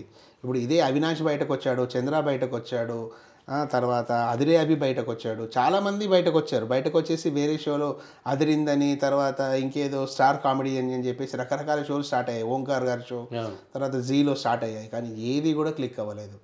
ఎందుకు కాలేదు? మరి అదే ఆర్టిస్ట్ కదా, అదే చంద్ర ఇక్కడ వచ్చి చేశాడు కదా, అదే అదిరే అభి ఇక్కడ వచ్చి చేశాడు కదా, ఆది చేశాడు కదా, ఎందుకు కాలేదు? అంటే ఆ ప్రోగ్రామ్కి అంత పొటెన్షియాలిటీ ఉంది. ఆ ప్రోగ్రామ్ అట్లా నిలబడిపోయింది అంతే. మేమే బయటకు వచ్చి చేసినా మేమే, కానీ మేమంత హాస్యాన్ని పండించాము. మేము ఎక్కడ కూడా తగ్గము. కానీ కాకపోతే రిసీవింగ్లో ప్రాబ్లం ఉంది అక్కడ. అంటే మనిషి మైండ్ సెట్ ఏదైతే ఉందో జబర్దస్త్ అంత రేంజ్లో లేదు అన్న ఫీల్ వచ్చేసేసింది అనమాట. అందుకే ఎక్కడ తట్టుకోలేకపోతున్నాం, ఎక్కడ నెగలేకపోతున్నాం అనమాట. అక్కడ మీరు జబర్దస్త్తోనే టీవీ రంగంతోనే కాకుండా సినిమా రంగంలోకి కూడా వచ్చారు. అవును సార్. అది అనూహ్యంగా వచ్చిండ్రా? ఎప్పుడు ప్రారంభమైంది సినిమా రంగం? సినిమా రంగంలో ఏదో చిన్న నటునిగా వెళ్ళాలని వెళ్ళిండ్రా? లేదు సార్. నేను పుట్టిన తర్వాత నాకు అంటే వయసు బుద్ధిరిగిన తర్వాత అప్పటి నుంచి కూడా నాకు అసలు అప్పుడు టీవీ లేవు, ఈ జబర్దస్త్ షో లేవు, నాటకాలు లేవు. నా పిచ్చే నేను సినిమా యాక్టర్ని అవుదామని. నేను తెలంగాణ ప్రాంతంలో పుట్టి తెలంగాణలో ఉండి అక్కడే పెరిగి చిన్న పల్లెటూరులో ఉన్న తర్వాత కూడా నా ఉద్దేశం అంతా సినిమా యాక్టర్ అవ్వాలి. అల్టిమేట్ గోల్ సినిమా యాక్టర్ అవ్వడమే. ఎన్ని టీవీ షోలు చేసినా, మనం ఎన్ని నాటకాలు వేసినా దానికి సరిహద్దు ఏంటంటే సినిమానే మన టార్గెట్. అంతే, డెడ్ లైన్ మనకు అదే అనుకున్నాం అనమాట. అందుకని చెప్పేసి నేను శాపగ్రస్తులు చేసినప్పుడే అల్లరి రవిబాబు గారు నాకు పిలిచి అనసూయ అనే సినిమా వచ్చింది సార్. అనసూయ అనే సినిమాలో ఫస్ట్ నేను యాక్టింగ్ చేశాను. అందులో ఒక హీరోయిన్కి, వన్ ఆఫ్ ద హీరోయిన్స్లో ఉంటుంది రక్షిత అనేసి హీరోయిన్కి నేను హస్బెండ్ క్యారెక్టర్ చేశాను నేను అప్పుడు. అంకితకి హస్బెండ్ క్యారెక్టర్. ఫస్ట్ మూవీ నా అనసూయ. మంచి క్లిక్ అయింది, సినిమా కూడా హిట్ అయింది, మంచి పేరు వచ్చింది మనకు. అయితే కాకపోతే ఏంటంటే మన జీవన భృతి కోసము ముఖ్యంగా సినిమాలో అవకాశాలు చాలా తక్కువగా ఉండేవి. జీవన భృతి కోసం ఏదో ఒకటి చేయాలి కదా, ఏదో రకంగా కనబడాలి. అల్టిమేట్ గోల్ మనకు సినిమానే అయినా అప్పటిదాకా మన బతుకు తెరువు అనేది ఒకటి ఉండాలి, రన్ అవుతూ ఉండాలి అని చెప్పేసి సీరియల్ వైపు రావడం. సీరియల్లో ఎక్కువ స్కోప్ ఉండేది, ఎక్కువ అవకాశాలు వచ్చేది మనకు. అందుకని చెప్పేసి సీరియల్ వైపు మొగ్గు చూపి సీరియల్లో ఉండడము. సీరియల్స్కి ఎపిసోడ్ డైరెక్టర్గా చేశాను, కొన్నింటికి రైటర్గా రాస్తూ, కొన్నింటికి ఆర్టిస్ట్గా చేస్తూ, దీన్ని నిలకడగా చేసుకొని ఆల్మోస్ట్ ఇప్పుడు సినిమాలు వచ్చేసి ఒక 20-30 సినిమాల వరకు నటించాను. అందులో చిన్న చిన్న క్యారెక్టర్లు, ఇప్పుడు నగరం నిద్రపోతున్న వేళ అని, తర్వాత పంజా అని, తర్వాత పవర్ అని, అండ్ నెక్స్ట్ మిషన్ ఇంపాసిబుల్ అని, అండ్ ఇప్పుడు రీసెంట్లీ ఇంకొక మూవీ రాబోతుంది, ఇది దొరసాని అని. ఇట్లా చాలా సినిమాలు చేసుకుంటూ వచ్చాను. కాకపోతే ఏంటంటే పెద్ద గుర్తింపు వచ్చిన క్యారెక్టర్స్ ఏం కావు. ఎందుకంటే నేను సంతృప్తినిచ్చిన క్యారెక్టర్స్ నేను బ్యాక్ స్టేజ్లో చేశాను సార్. కానీ మెయిన్ స్ట్రీమ్కి వచ్చేసరికి ఎడిటింగ్లో పోయినాయి అవి. ఇప్పుడు దొరసానిలో అద్భుతమైన క్యారెక్టర్ నాది, ఆల్మోస్ట్ 6 సీన్ల క్యారెక్టర్. దొరగారికి ఆంతరంగికుడిని నేను. దొరగారికి ఆ కాలంలో దొరగారికి ఏ అవసరం ఉన్నా ఆయన విలాసవంతమైన జీవితానికి కావలసిన వస్తువులు, ఆ వ్యక్తులను సమకూర్చేంత ఆంతరంగికమైన వ్యక్తిగా ఉండే క్యారెక్టర్ నాది. అంత మంచి క్యారెక్టర్, అన్ని సీన్లు చేశాము. కానీ తీరా ఎడిటింగ్కి వచ్చేసరికి అసలు డైలాగ్ లేకుండా అయిపోయింది నా సీన్కి. నేను ఎంతో గొప్ప, నాకు నా దశ తిరిగిపోయింది అనుకున్నా ఆ సినిమాతో, అంత గొప్ప క్యారెక్టర్. కానీ తీరా చూస్తే ఏం లేదు. తర్వాత ఏజెంట్ సాయి శ్రీనివాస్ ఆత్రేయ అని చెప్పేసి సినిమా, అందులో 4 సీన్లు కానిస్టేబుల్ క్యారెక్టర్, అద్భుతమైన కానిస్టేబుల్ క్యారెక్టర్, మెయిన్ స్ట్రీమ్ స్టోరీలో రన్ అయ్యేది. అనుకోకుండా ఒక 2 సీన్లు ఎత్తేసారు, ఇంపార్టెంట్ సీన్లు పోయాయి. అంటే నేను ఎప్పుడైతే కథకు అవసరం లేదనుకుంటారా, లేదా లెంత్ ఎక్కువైపోయినప్పుడు కూడా కొన్ని సీన్లు అంటే కథకు అడ్డంగా కొన్ని పంటి కింద రాయిలా ఉంటే తొలగిస్తారు, అది వేరే విషయము. కానీ కథలో అంతర్లీనంగా ఉండి కథకు అవసరం ఉన్నా కూడా లెంత్ ఎక్కువైపోయినప్పుడు ఏది తీస్తే బాగుంటుంది అని చెప్పేసి, ఇప్పుడు మన సెల్ ఫోన్లో 2 ఫోటోలు సేమ్ ఉన్నప్పుడు ఏదో ఒక దాన్ని నొక్కేస్తాం మనం. 2 సేమ్ ఉన్నా కూడా ఏది తీస్తే బాగుంటుంది, సర్లే ఇది తీసేద్దాం, ఇది ఉంచుకుందామని చెప్పి. అందులో దౌర్భాగ్యం నాది ఎగిరిపోయింది. ఇట్లుంటాయి సార్, నిజంగా చెప్తున్నా. అంటే 4 ఫోటోలు సేమ్ ఉంటాయి మన దగ్గర. ఆ 4 ఫోటోలో ఏదో ఒకటి దాచుకోవాలంటే ఏం చేస్తాం, ఇంకా 3 డిలీట్ చేయాల్సిందే. ఆ 3 నేను ఒకటి. అంటే ఇప్పుడు 2 గంటల సినిమాలు, 3 గంటల సినిమాలు వస్తున్నాయి. ఇప్పుడు వెబ్ సిరీస్లు వస్తున్నాయి 2 గంటల సిరీస్ కాకుండా కొన్ని సినిమాలు వస్తున్నాయి 3 గంటలు. ఇప్పుడు 3 గంటలు అదే సార్, అదే అంటే 3 గంటల నిడివి. ఇప్పుడు మొన్న రీసెంట్లీ మనకు పుష్ప 2 వచ్చింది, అది 3 hours పైనే ఉంది. అవును, కొన్ని సినిమాలు అంతకుముందు ఇప్పుడు కల్కి కూడా అట్లాగే వచ్చింది. అవును. అవి కొన్ని ఉన్నాయి, కొన్ని సినిమాలు కానీ మనిషిలో చూసే తత్వం కూడా తగ్గిపోయింది సార్. అప్పట్లాగా సినిమా చూడలేకపోతున్నాం మనము. 2 hours అంటేనే అబ్బా 2 hours. పాటలు వస్తే అదే ఓటీటీ ప్లాట్ఫామ్ అయితే పాటలు కూడా మనం స్కిప్ చేసి పారేస్తున్నాం, చూడట్లేదు. కొన్ని డైలాగ్స్ ఏదైనా ఉన్నా మామూలు డైలాగ్స్ ఉంటే అది కూడా ఎత్తేస్తున్నాం మనం. అంటే ఓపిక నశిస్తుంది. మెయిన్ కథ ఏందో అది కావాలి నాకు, మెయిన్ కథ ఏందో నాకు అది కావాలి, వద్దు సోది వద్దు అన్నట్టు అయిపోయింది. మనం కూడా అట్టే తయారైపోయాం. సో కొన్ని సినిమాలకి ఏంటంటే తప్పదు, స్టోరీ అంత డిమాండ్ చేస్తున్నప్పుడు. పుష్ప లాంటి సినిమాలో వాడు 4.5 గంటల సినిమా తీశారు వాళ్ళు. 4.5 గంటల్లో 1.5 గంట ట్రిమ్ చేస్తే 3 గంటలు చిక్కింది సినిమా. ఇంకా ట్రిమ్ చేస్తే 2:30కు తగ్గితే కూడా ఇప్పుడు 2:45 అన్నా కానీ అమ్మ 2:45 నిమిషాలు రా అంటే మనం 2.25 గంటలే ఎక్కువ మనకి ఇప్పుడు మన ఫిక్స్డ్.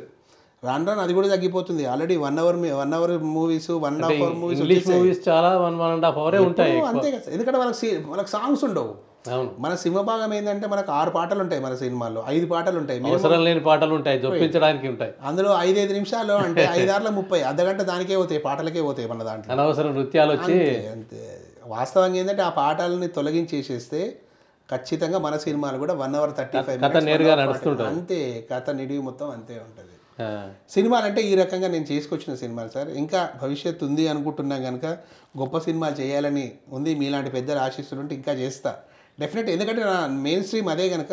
ఇప్పుడు ఆల్రెడీ కొన్ని క్రియేషన్స్కి రైటర్ కూడా వర్క్ చేస్తున్నా, దాంతోపాటు అవకాశాలు కూడా వస్తున్నాయి. వెబ్ సిరీస్ వచ్చిన తర్వాత వెబ్ సిరీస్లో కూడా చాలా చేస్తున్నాం ఇప్పుడు, రైటర్గా ఉండడం వల్ల అవకాశాలు. అంటే నేను కళాకారుని, నేను ఆర్టిస్ట్ని, నాకు అవకాశం ఇవ్వంటే ఎవరు ఇవ్వరు సార్ ఇక్కడ ఇండస్ట్రీలో. మనం ఏంటంటే ఆ ఇండస్ట్రీలో చొచ్చుకుపోవాలి, అందులో ఏదో ఒక రకంగా మనం అక్కడ కాలు పెడితేనే మనకు అవకాశాలు వస్తాయి. అంతే తప్ప సార్ నాకు అవకాశం ఇవ్వండి సార్ అంటే ఎవరు ఇవ్వరు. పెట్టేవాడు కూడా అన్నం పెట్టకుండా వదిలేస్తాడు.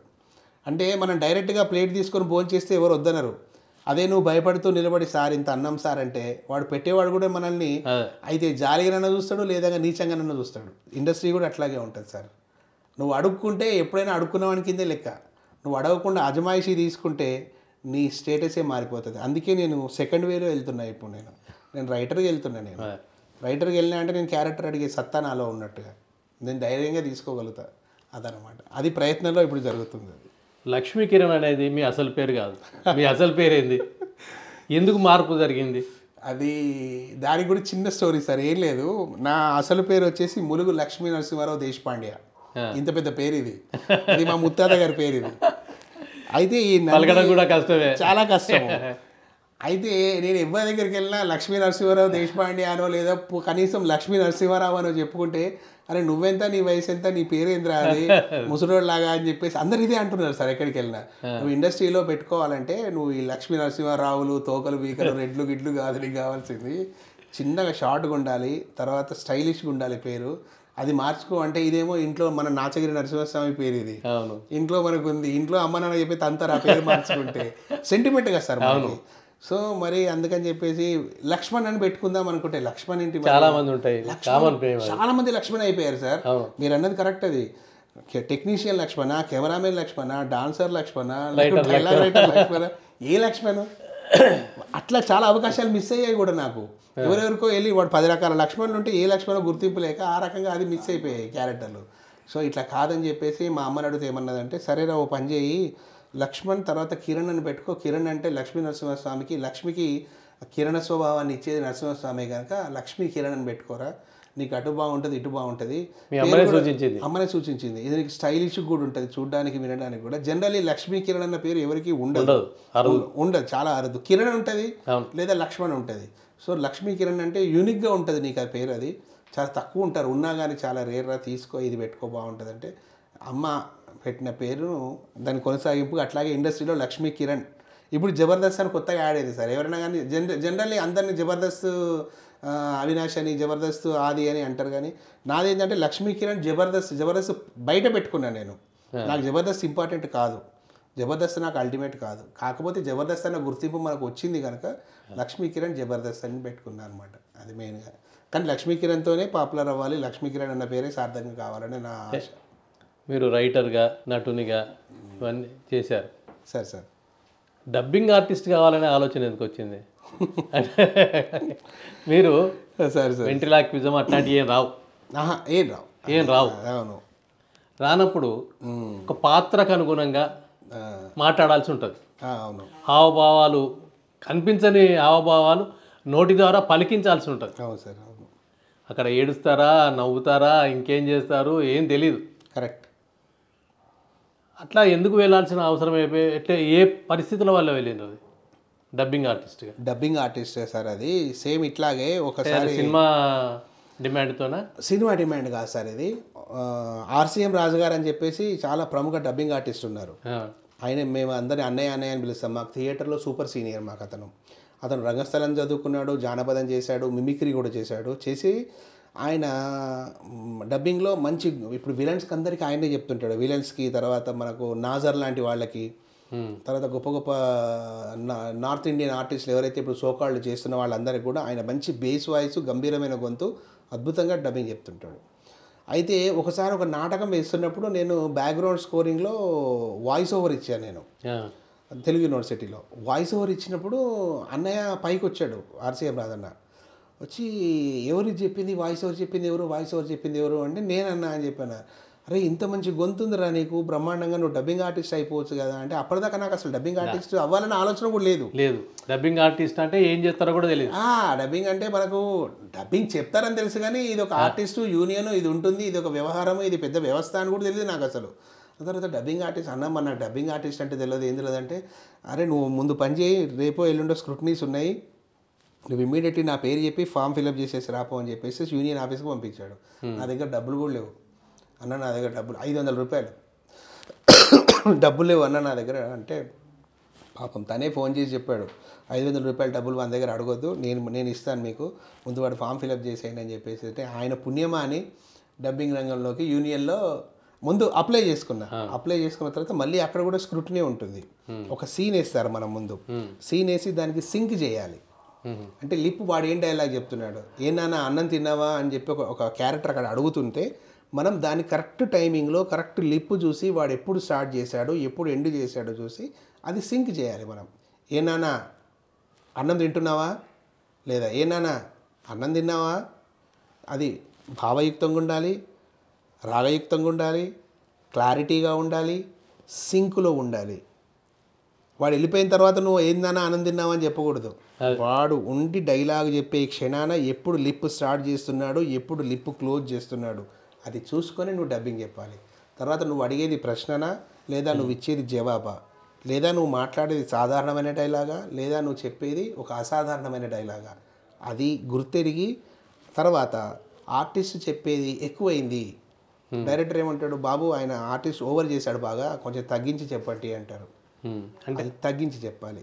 సపోజ్ వాడు అరిచాడు బాగా విపరీతంగా, ఒరేయ్ నువ్వంటే నన్ను ఏమనుకుంటున్నావు రా అని చెప్పి అరిచిపోయాడు అంటే డైరెక్టర్ అంటాడు, బాబు ఆయన చాలా ఎక్కువ గొంతేసుకొని అరిచాడు, అంత అరవకుండా కొంచెం తక్కువలో చెప్పంటే, ఏరా అసలు నేనంటే నువ్వేమనుకుంటున్నావురా, ఇందులో చెప్పాలి. శృతి మారిపోతుంది, ఆ శృతిలో కూడా కొంచెం లేదు శృతి అట్లాగే పెట్టు, కొంచెం తగ్గించి చెప్పు అంటే, రేయ్ ఏమనుకుంటున్నావురా నా గురించి, ఈ శృతిలో చెప్పడం.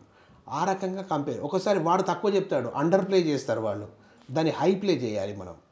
అప్పుడు వాడు ఏరా ఏమనుకుంటున్నావురా నా గురించి అని వాడు వదిలేశాడు, లైట్గా ఉంది అక్కడ, దాన్ని ఎక్కువ ఫోర్స్గా చెప్పాలి అంటే, ఎరా ఏమనుకుంటున్నావురా నా గురించి అని మేము ఫోర్స్ చేసి పెంచాలి. అంటే మన సౌండింగ్తో, మన డైలాగుతో అక్కడ పరిపూర్ణమైనటువంటి సినిమాకు అందాన్ని తీసుకురాగలగాలి, అర్థవంతంగా మనం చేయగలగాలి.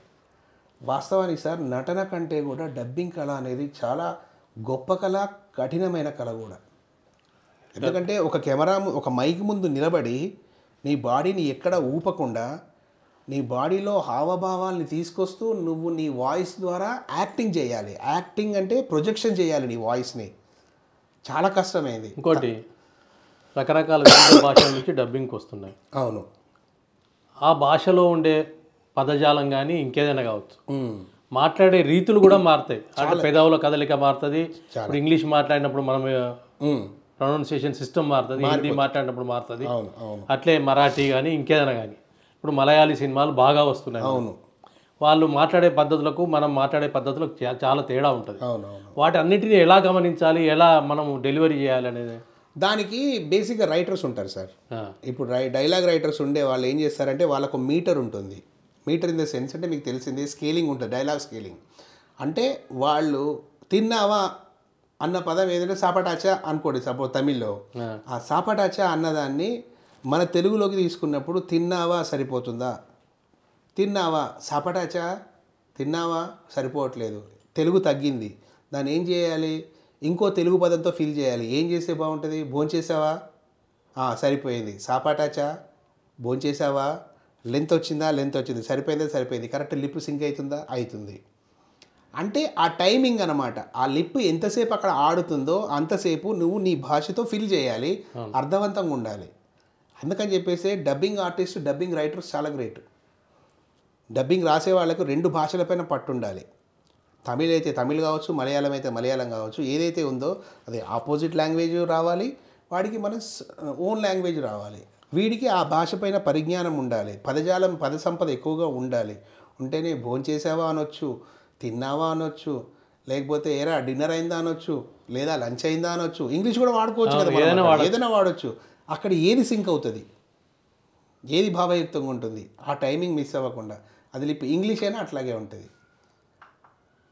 సో ఆ రకంగా ఆ టైమింగ్ మెయింటైన్ చేయడానికి రైటర్స్ ఉంటారు. మనం చేయాల్సిందల్లా ఏంటంటే ఆ రైటర్ చెప్పిన డైలాగ్ని కరెక్ట్ టైమింగ్లో ఆ లిప్కు సింక్ చేస్తున్నామా లేదా, ఆ భావాన్ని మనం పలికించగలుగుతున్నామా లేదా. ఇవి రెండే డబ్బింగ్ ఆర్టిస్ట్కి ఉండాల్సిన లక్షణాలు, మెయిన్ ధర్మాలు కూడా అవి రెండే అనమాట. అంటే డబ్బింగ్లో ఎన్ని రకాలు ఉంటాయి? డబ్బింగ్లో చాలా రకాలు ఉంటాయి సార్. డబ్బింగ్లో అనేది ఒక మిమిక్రీ వాయిస్ డబ్బింగ్ ఒకటి ఉంటుంది, అవి మేము చేయలేము, అంటే కొందరే చేస్తారు. ఇప్పుడు కొన్ని మహేష్ బాబు సినిమాలు ఉంటాయి, మహేష్ బాబు చెప్పడు, కొందరు వేరే డబ్బింగ్ కళాకారులు చెప్తారు, వాళ్ళు మిమిక్రీ ఆర్టిస్టులు. ఎందుకంటే మహేష్ బాబు ప్రతి చిన్నదానికి పరిగెత్తుకుంటూ వచ్చి డబ్బింగ్ చెప్పడు. మహేష్ బాబు కొన్ని డైలాగులు కొన్ని సీన్లు, అంటే అన్నిటికైనా కాదు వాళ్ళే చెప్తారు. కొన్ని ఎమర్జెన్సీ సమయాల్లో ఫారెన్లో షూటింగ్లో ఉంటాడు, ఇక్కడ డబ్బింగ్ ఎత్తిపోతుంది కావాలి, అలాంటప్పుడు సపరేట్ కళాకారులు ఉంటారు. మహేష్ బాబులా మాట్లాడడానికి, ప్రకాష్ రాజులా మాట్లాడడానికి, వెంకటేష్లా మాట్లాడడానికి, నాగార్జునలా మాట్లాడడానికి, అదొక డిఫరెంట్. అంటే మీకు అట్లాంటి అనుభవాలు ఏమన్నా ఎదురైనాయి? మాకు అనుభవాలంటే అలాంటివి ఇంతవరకు కాలేదు నాకు ఇంతవరకు. దానికి సపరేట్ మిమిక్రీ చేయగలిగే కళాకారులతో చెప్పిస్తారు అది వాళ్ళు. ఎంఎస్ నారాయణ లాగా వీళ్ళలాగా మాట్లాడే వాళ్ళు కొంతమంది ఉంటారు, కళాకారులు ఉన్నారు, వాళ్ళతో అదొక టైప్ ఆఫ్ డబ్బింగ్ లెవెల్. తర్వాత డైరెక్ట్ మెయిన్ స్ట్రీమ్ డైలాగ్ ఆర్టిస్టులు, అంటే ఇప్పుడు హిందీలో వాళ్ళు చెప్తారు, హిందీలో వాళ్ళు డైలాగ్ చెప్తే వాడు ఏబిసిడి చెప్పేస్తారు, లేదా హిందీలోనే డైలాగ్ మాట్లాడతారు వాళ్ళు, నార్త్ వాళ్ళు.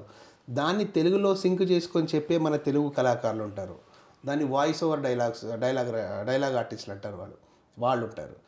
నెక్స్ట్ ఏంటంటే ఫైటర్స్ ఉంటారు, ఫైటింగ్కి కూడా డబ్బింగ్ చెప్పాలి.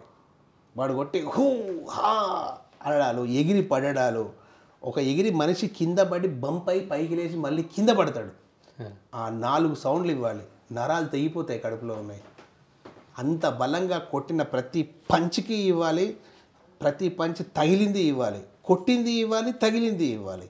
తగిలింది ఇవ్వడానికి వేరే వాడు ఉంటాడు, కొట్టింది ఇవ్వడానికి వేరే వాడు ఉంటాడు. ఇవన్నీ మ్యూజిక్లో కాదు, వాయిస్లో ఇవ్వాలి. ఒక మనిషిని చాకుతో కోస్తే ఏ సౌండ్ వస్తుంది, ఒక మనిషిని బుల్లెట్తో కాలిస్తే ఏ సౌండ్ వస్తుంది, ఒక మనిషిని పెద్ద కత్తితో చంపితే ఏ సౌండ్ వస్తుంది, ఒక చిన్న కత్తితో కోస్తే ఏ సౌండ్ వస్తుంది, ప్రతి సౌండ్ మేము ఇవ్వాలి.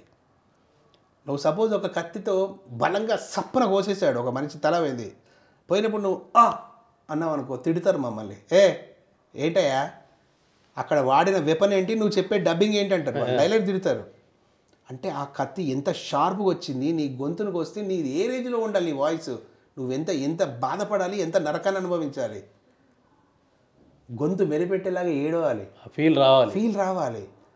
తర్వాత ఒక చిన్న చాకుతో కోస్తాడు అనుకోండి వాడు, నువ్వు చిన్న చాకుతో కోస్తే పెద్దగా అరిచేస్తే అది తిడతారు. ఎందుకు గొంతు చించుకుంటావు, అక్కడ కోసింది చిన్న చాకుతోనే కదా, అదే ఇవ్వు ఫీలు, అంతకంటే ఎక్కువ ఇవ్వకు. ఇన్ని ఉంటాయి అందులో.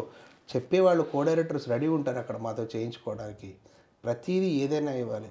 గన్ షాట్ వస్తే ఏ సౌండ్ వస్తుంది, గన్ షాట్ తగిలినప్పుడు మనిషి ఏ రకంగా అరుస్తాడు, ఒక మనిషిని బలంగా గుద్దితే ఏ రకంగా అరుస్తాడు, పొట్టలో గుద్దితే ఏ సౌండ్ వస్తుంది, ఛాతిలో గుద్దితే ఏ సౌండ్ వస్తుంది, వీపులో గుద్దితే ఏ సౌండ్ వస్తుంది, చెయ్యిని మెలిపెడితే ఏ సౌండ్ వస్తుంది, ఒక చెయ్యిని ఇక్కడ నిలబెట్టు,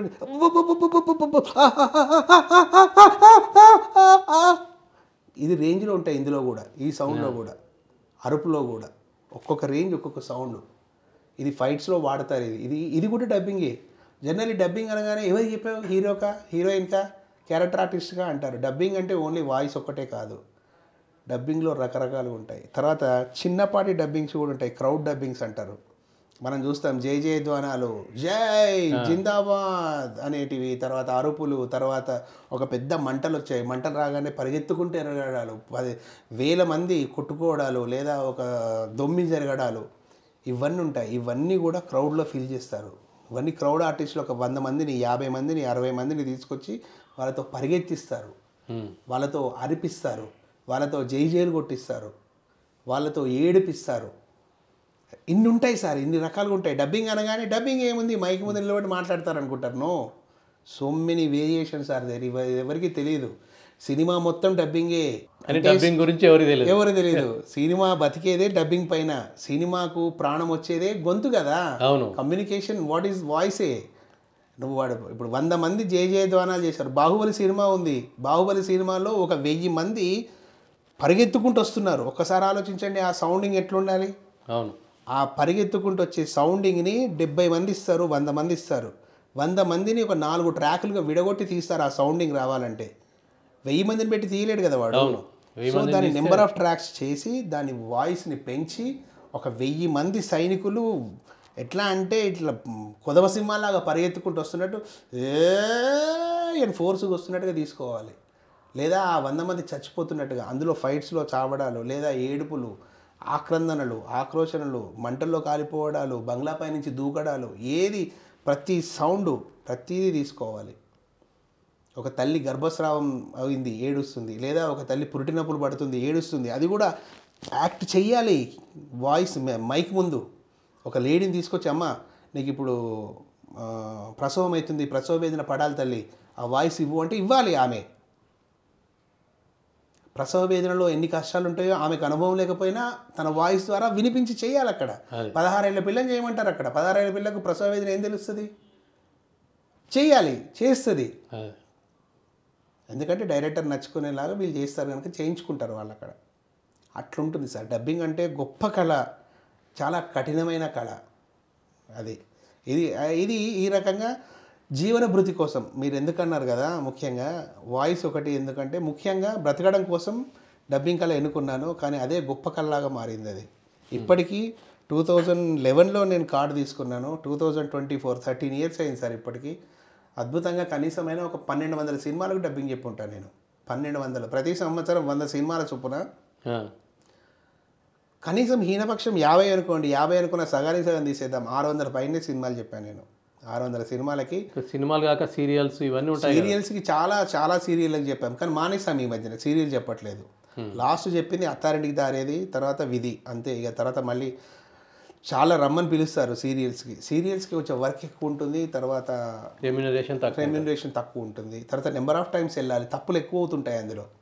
ఆ తప్పులకు ప్రతిసారి మనం స్టూడియో దాకా పరిగెత్తి కరెక్షన్ చెప్పలేము. అందుకని చెప్పి సినిమా అలా కాదు, దానికి ఒక హై రేంజ్ ఉంటుంది, దానికి తగ్గట్టుగా మనం హ్యాపీగా వెళ్ళొచ్చు, చెప్పుకోవచ్చు. తర్వాత ఒకవేళ కరెక్షన్ కావాలన్నా వాళ్ళు టైం ఇస్తారు, ఆ టైం ప్రకారం రావచ్చు. సీరియల్ ఏంటంటే తొందరగా సార్, ఇవాళ తీసింది రేపు టెలికాస్ట్ అయిపోవాలి కనుక వాడి కంగారు ఎక్కువ ఉంటుంది. ఇప్పుడే 3 సార్లు పిలుస్తాడు నిన్ను. సినిమాలకు అది ఉండదు. సో ఆ రకంగా జీవన భృతి కోసం అలవాటు అయింది, కానీ అది మంచి ఒక క్యారెక్టర్ డబ్బింగ్ ఆర్టిస్ట్గా నిలదొక్కగలుగుతున్నాయి. ఇప్పుడు అదొక మెయిన్ స్ట్రీమ్ అయింది ఇప్పుడు నాకు, రకంగా చెప్పాలంటే. సినిమా రంగంలో కాకుండా టీవీ రంగంలో, నాటక రంగంలో, వీటన్నిటిలో స్థిరపడ్డారనొచ్చు, ఒక గుర్తింపు పొందారు. అవును సార్. మీ పిల్లలకు, మీ కుటుంబానికి ఏమైనా వారసత్వం అందించారా? వారసత్వం, పిల్లలు కూడా నటులే కదా? నటులే సార్, బిడ్డలు ఇద్దరు. అది మీరు పెద్దలు మీ నోటి వాక్కు వారసత్వం అని అంటున్నారు, అలా జరిగితే హ్యాపీయే.